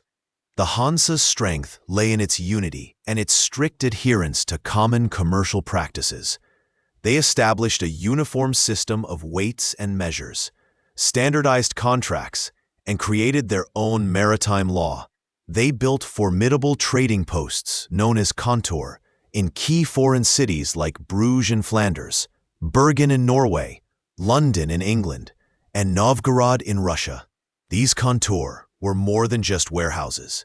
They were self-governing enclaves, often fortified, where Hanseatic merchants lived, traded, and managed their affairs, sometimes even enforcing their own justice among themselves. The kontor in Bergen, known as Briggen, was particularly significant for its control over the lucrative stockfish trade from Norway, a staple food across much of Europe. The League wielded immense economic power, often acting as a single, unified entity in negotiations with kings and princes. If a ruler imposed unfair tolls or threatened Hanseatic merchants, the League could impose a trade embargo, cutting off vital supplies and crippling the local economy. This economic leverage was often more effective than military force. However, the Hanse was not entirely pacifist. It maintained its own fleet of armed merchant ships and was prepared to engage in naval warfare to protect its interests, as demonstrated in its successful wars against Denmark in the 14th century, which further solidified its dominance over Baltic trade. One of the more obscure details of the Hanse's operations was its sophisticated intelligence network. Merchants, constantly traveling, were keen observers of political shifts, market trends, and potential dangers. This information was shared within the League, giving its members a distinct advantage. They knew where goods were scarce or abundant, where prices were high or low, and where political instability might threaten their ventures. This early form of economic intelligence was crucial to their success. The Hanseatic League's impact on the economic landscape of Northern Europe was profound. It fostered a period of unprecedented prosperity for its member cities, leading to the construction of magnificent brick Gothic churches, imposing town halls, and grand merchant houses that still stand today, testaments to their former glory. The wealth generated by trade fueled urban development, attracted skilled labor, and even contributed to the flourishing of arts and education within these cities. Yet, despite its undeniable success, the Hanse was not without its internal tensions and external challenges. Historians still debate the precise nature of its decline. Was it the rise of strong national monarchies, particularly England and the Netherlands, which began to challenge the League's trade monopolies? Or was it internal divisions, as individual cities prioritized their own interests over the collective good? Perhaps it was a combination of factors, including the shifting of trade routes, the silting of harbors, and the increasing cost of maintaining its vast network and protecting its interests. The discovery of new sea routes to Asia and the Americas in the late 15th century also began to shift the center of global trade away from the Baltic and North Seas, gradually diminishing the Hanse's central role. As the 15th century drew to a close, the League's power began to wane. While it continued to exist in various forms for centuries, its golden age had passed. The last official Hanseatic Diet, a gathering of representatives from member cities, was held in 1669, marking the formal end of its collective power, though the spirit of cooperation lingered in some cities. Beyond the grand narratives of the Hanse, The everyday life within these burgeoning German towns was a tapestry woven with threads of community, craft, and civic pride. Guilds, associations of craftsmen and merchants, played a central role in urban life. They regulated trade, ensured quality, provided social welfare for their members, and even participated in city governance. The Bakers' Guild, the Shoemakers' Guild, the Weavers' Guild, each had its own hall, its own traditions, and its own place in the city's social fabric. Apprentices learned their craft, journeymen honed their skills, and masters presided over workshops, passing down knowledge through generations. The streets themselves were alive. Cobblestone lanes, often narrow and winding, teemed with people. The cries of street vendors mingled with the clatter of horse-drawn carts and the chatter of market-goers. Houses, often built of timber and plaster with steep gabled roofs, huddled together, their upper stories sometimes overhanging the street below. Public spaces, like the market square and the area around the main church, served as gathering places, where proclamations were read, festivals were celebrated, and justice was dispensed.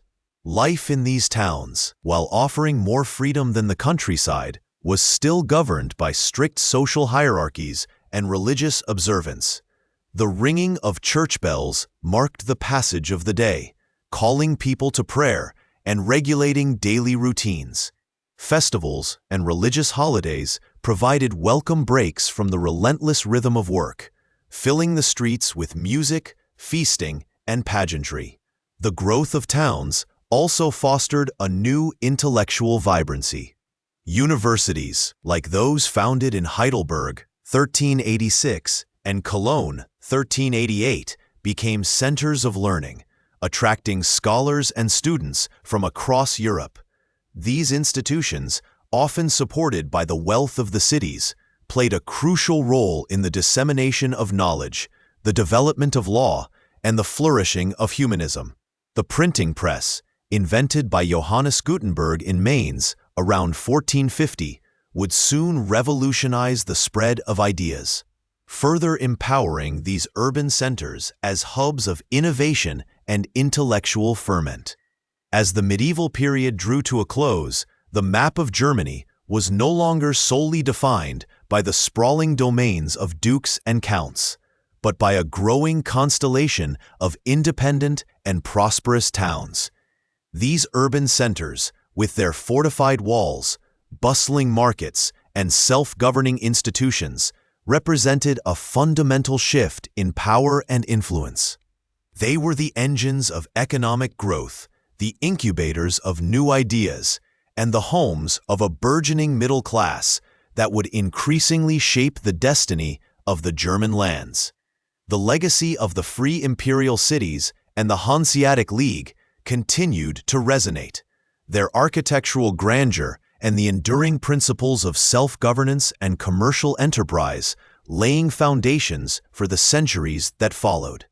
Their stories whisper of resilience, ingenuity, and the enduring human desire for prosperity and autonomy. As the 13th century drew to a close and the 14th dawned, a subtle but profound shift began to ripple through the spiritual landscape of Germany. The grand, unified vision of the Holy Roman Empire, once so potent, seemed to fray at the edges, and in its place, a more introspective, deeply personal piety began to blossom. This was the age of mysticism, a yearning for direct communion with the divine that transcended the formal rituals and hierarchical structures of the Church. It was a movement born not in grand cathedrals, but often in the quiet cloisters of convents and monasteries, in the humble homes of laypeople, and in the hearts of those who sought a more intimate understanding of God. One of the most luminous figures of this era was Meister Eckhart, a Dominican friar born near Gotha around 1260. His teachings, delivered in sermons and treatises, were revolutionary in their emphasis on the spark of the soul, an uncreated, divine essence within each individual that could, through detachment and contemplation, unite with God. Eckhart spoke of a Godhead beyond the conventional understanding of God, a boundless, unknowable void from which all being flowed. His language was often paradoxical, challenging, and deeply philosophical, drawing on Neoplatonic ideas that had filtered into Western thought. He taught that true spiritual poverty was not merely lacking possessions, but emptying oneself of all ego, all desires, all concepts, to become a vessel for the divine. Imagine the quiet intensity in the faces of his listeners, perhaps in the Dominican convent in Cologne or Strasbourg, as he spoke of the soul's journey into the desert of the Godhead, a place of profound silence and unity. His ideas, while immensely influential, also drew suspicion from church authorities, who found some of his propositions dangerously close to heresy, particularly his emphasis on the divine potential within humanity. Indeed, several of his propositions were condemned posthumously by Pope John XXII in 1329, highlighting the tension between institutional doctrine and individual spiritual experience. Following in Eckhart's footsteps were other influential mystics, often called the Rhineland mystics because of their strong presence in cities along the Rhine. Johannes Tauler, a Dominican preacher from Strasbourg, translated Eckhart's abstract philosophy into more accessible, practical guidance for daily life. He stressed the importance of suffering and humility as pathways to God, urging his listeners to embrace their inner struggles as opportunities for spiritual growth. Heinrich Suso, another Dominican, was known for his intense asceticism and poetic, often ecstatic visions. His work, particularly the Little Book of Eternal Wisdom, became a widely read devotional text, offering a gentle, almost tender vision of Christ's suffering and the soul's longing for union. These mystics, while diverse in their approaches, shared a common thread, a profound desire to move beyond external forms of piety to an inner, transformative experience of the divine. They fostered a sense of personal responsibility for one's spiritual journey, a notion that would perhaps unknowingly lay groundwork for future challenges to religious authority. Beyond the cloisters, this yearning for a deeper faith manifested in various ways among the lay populace. The Devotio Moderna, or modern devotion, originating in the Low Countries but spreading into parts of Germany, emphasized personal piety, ethical living, and practical devotion over elaborate theological speculation. Its adherents, often living in communities like the Brethren of the Common Life, focused on inner spiritual discipline, reading sacred texts, and cultivating virtues. This movement, with its emphasis on individual introspection and moral conduct, provided a stark contrast to the often materialistic and politically entangled church of the era.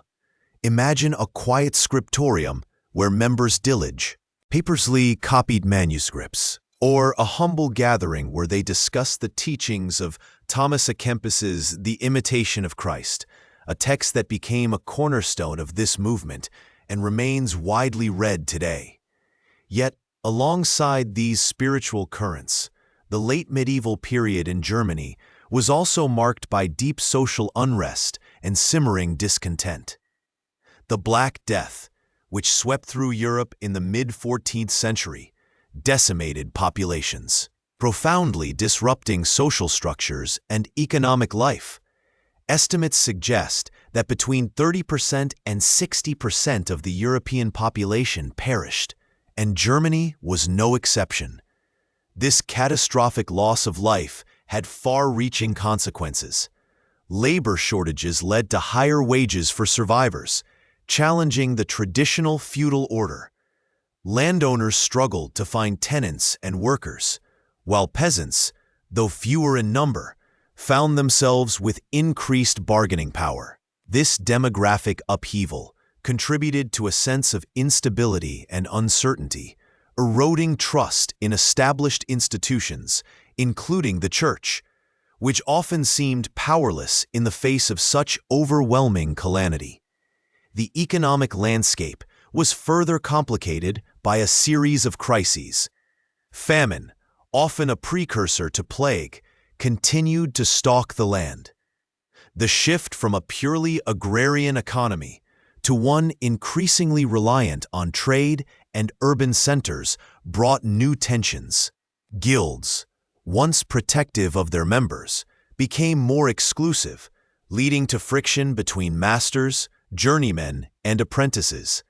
The burgeoning merchant class, accumulating wealth and influence, often clashed with the traditional nobility, whose power was rooted in land.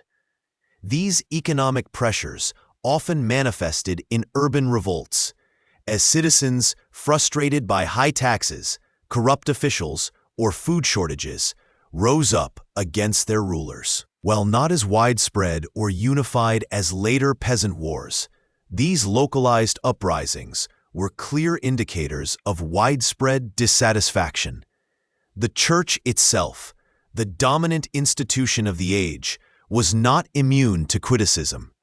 The Avignon Papacy, 1309 to 1376, where the popes resided in Avignon, France, rather than Rome, was seen by many, especially in Germany, as a period of French dominance and moral decline.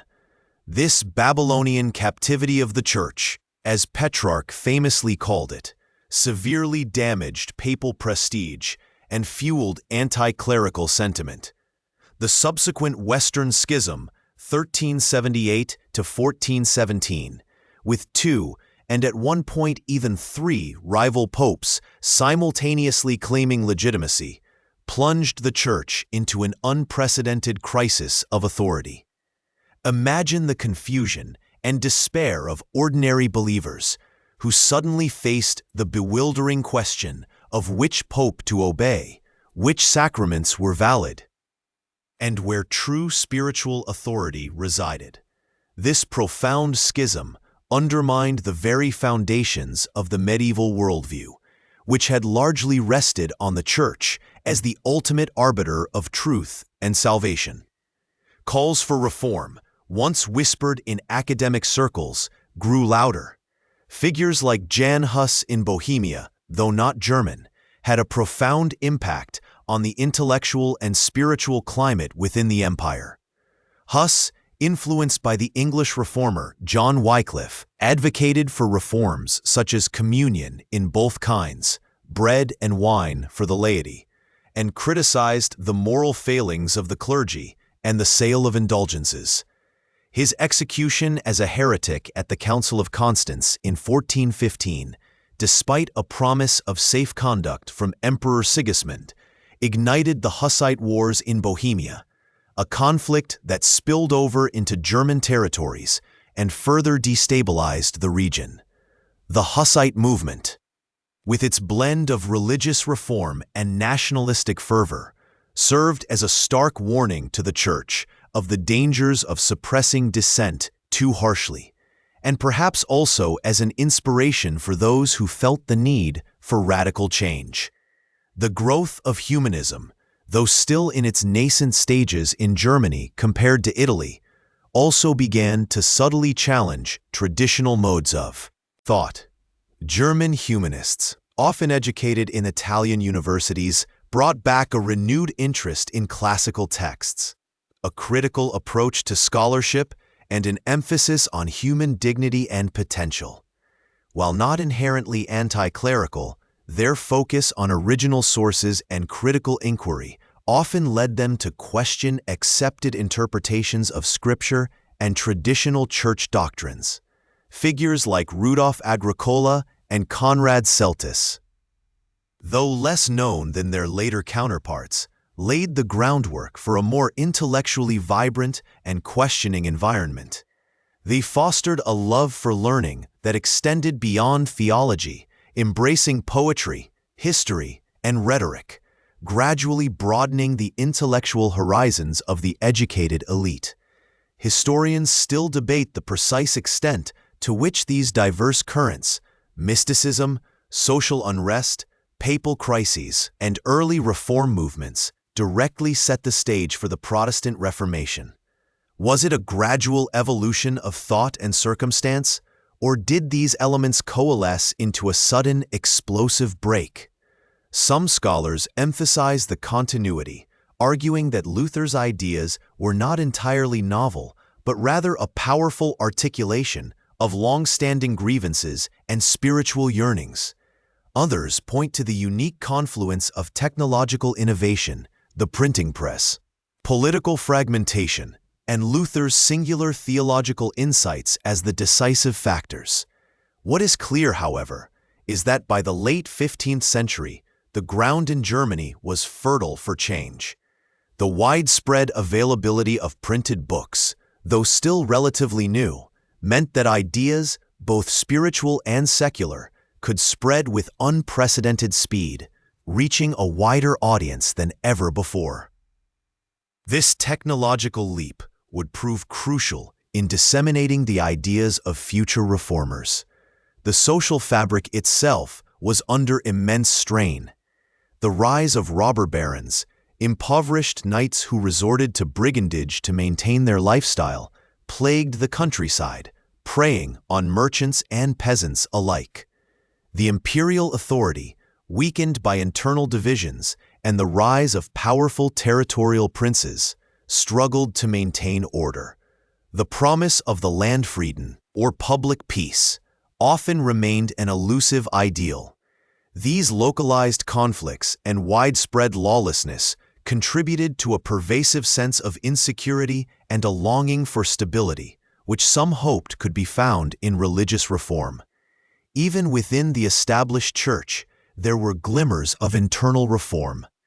Bishops and abbots, recognizing the need for change, sometimes initiated efforts to improve clerical education, combat simony, the selling of church offices, and restore monastic discipline. These efforts, while laudable, were often localized and insufficient to address the systemic issues that plagued the institution.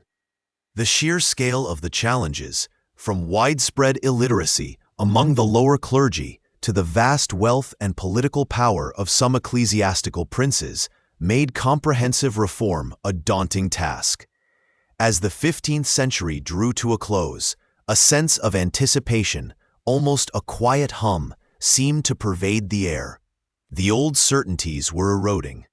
The grand, overarching narrative of a unified Christendom, guided by a singular church, was being challenged from within and without. The individual soul, once a small part of a vast cosmic order, was now seeking its own direct path to the divine. The common person, once largely passive, was beginning to voice grievances and demand change. The intellectual landscape was shifting, with new ideas emerging from the rediscovery of ancient texts and the critical spirit of humanism.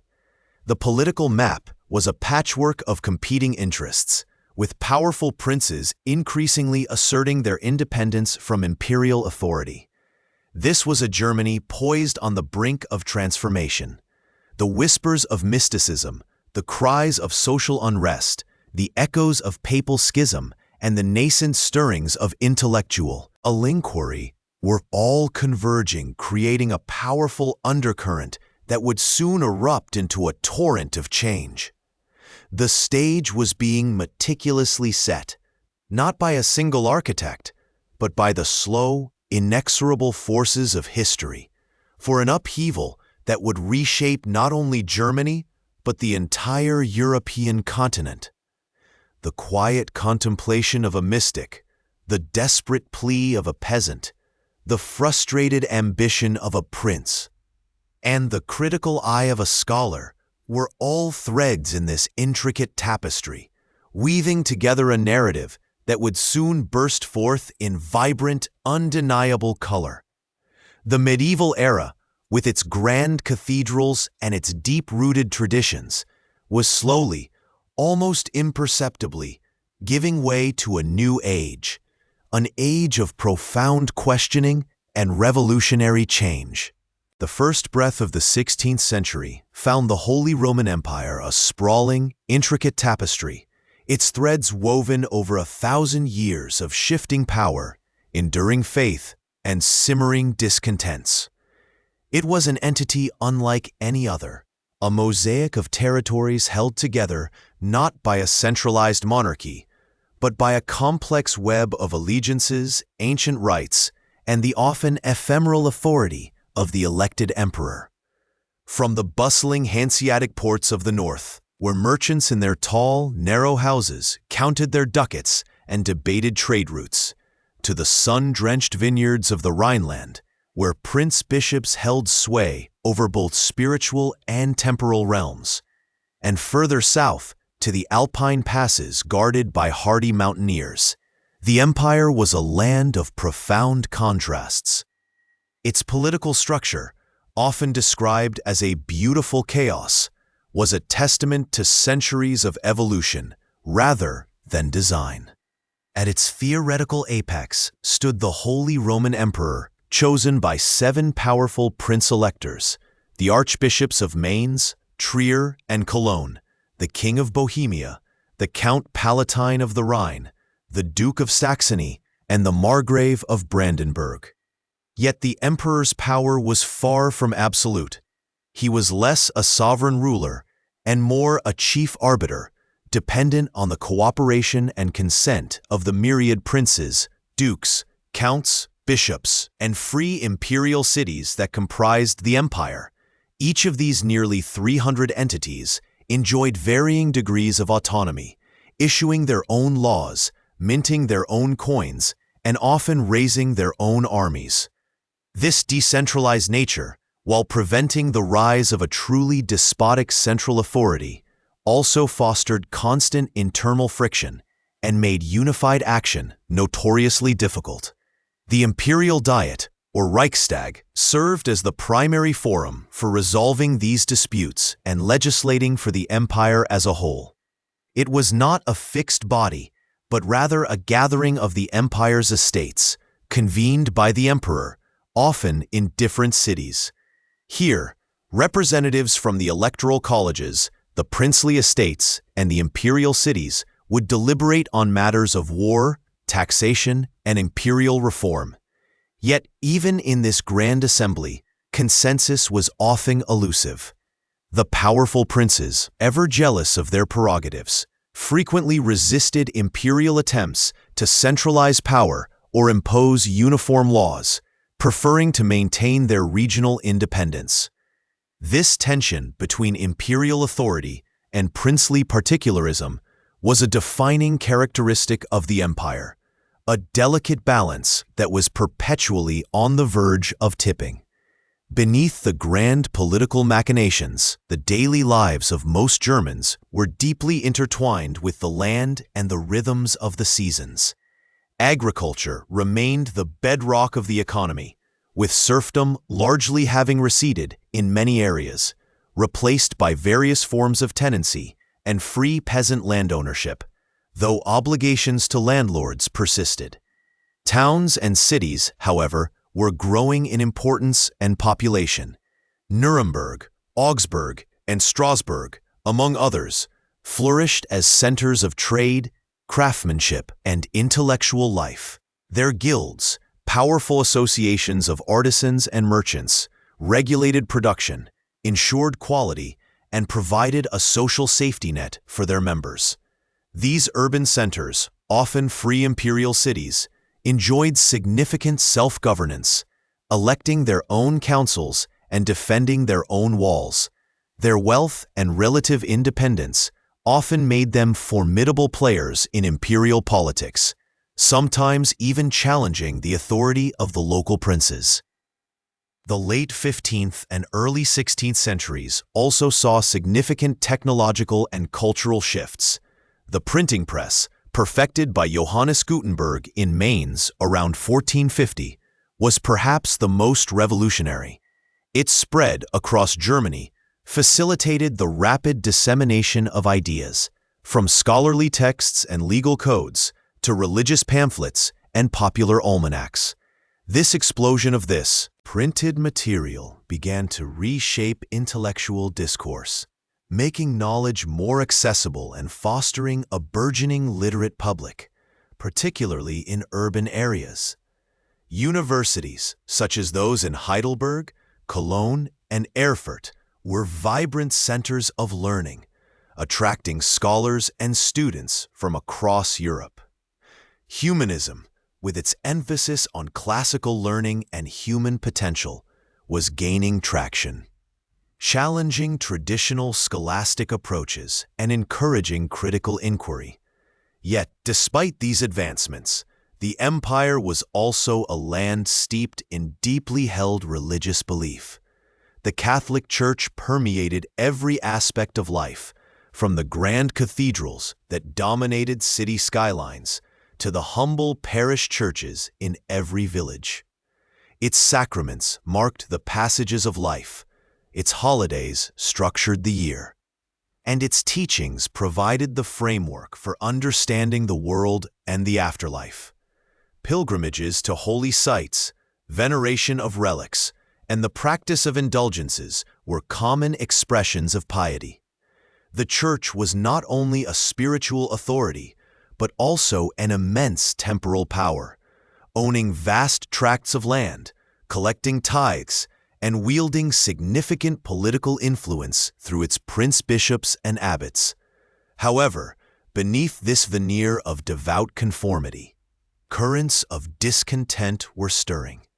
For generations, calls for reform within the Church had echoed across Europe. Critics lamented the perceived corruption of the clergy, the absenteeism of bishops, the sale of ecclesiastical offices, simony, and the perceived moral laxity within monastic orders. The immense wealth of the Church, often contrasted with the poverty of ordinary people, fueled resentment. Furthermore, the practice of selling indulgences, certificates that promised to reduce time in purgatory for oneself or deceased loved ones, had become particularly controversial. While originally intended as a charitable act, the increasingly commercialized nature of these sales, particularly those aimed at funding grand projects like the rebuilding of St. Peter's Basilica in Rome, struck many as a blatant exploitation of faith. The theological underpinnings of these practices were also coming under scrutiny. A growing number of scholars and theologians, influenced by humanist methods of textual analysis, began to re-examine the foundational texts of Christianity, particularly the Bible, in its original languages. This direct engagement with Scripture sometimes led to conclusions that diverged from established church doctrine. For instance, the emphasis on good works and ritual observance, while central to medieval Catholic practice, seemed less prominent in the Pauline epistles when read anew. Moreover, the relationship between the empire and the papacy was historically fraught. While the emperor theoretically derived his authority from God through the pope, centuries of power struggles had created a complex and often adversarial dynamic. German princes often resented the flow of wealth from their territories to Rome in the form of tithes and other ecclesiastical taxes, viewing it as a drain on their own resources and an infringement on their sovereignty. They also chafed under papal interference in local ecclesiastical appointments and legal matters. This underlying anti-clerical sentiment and a desire for greater autonomy from Rome provided fertile ground for any challenge to papal authority.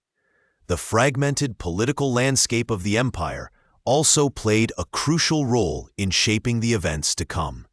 Unlike France or England, where a strong central monarchy could suppress dissenting religious movements, the decentralized nature of the Holy Roman Empire meant that a reformer who found favor with a powerful local prince could potentially gain protection and a platform for their ideas.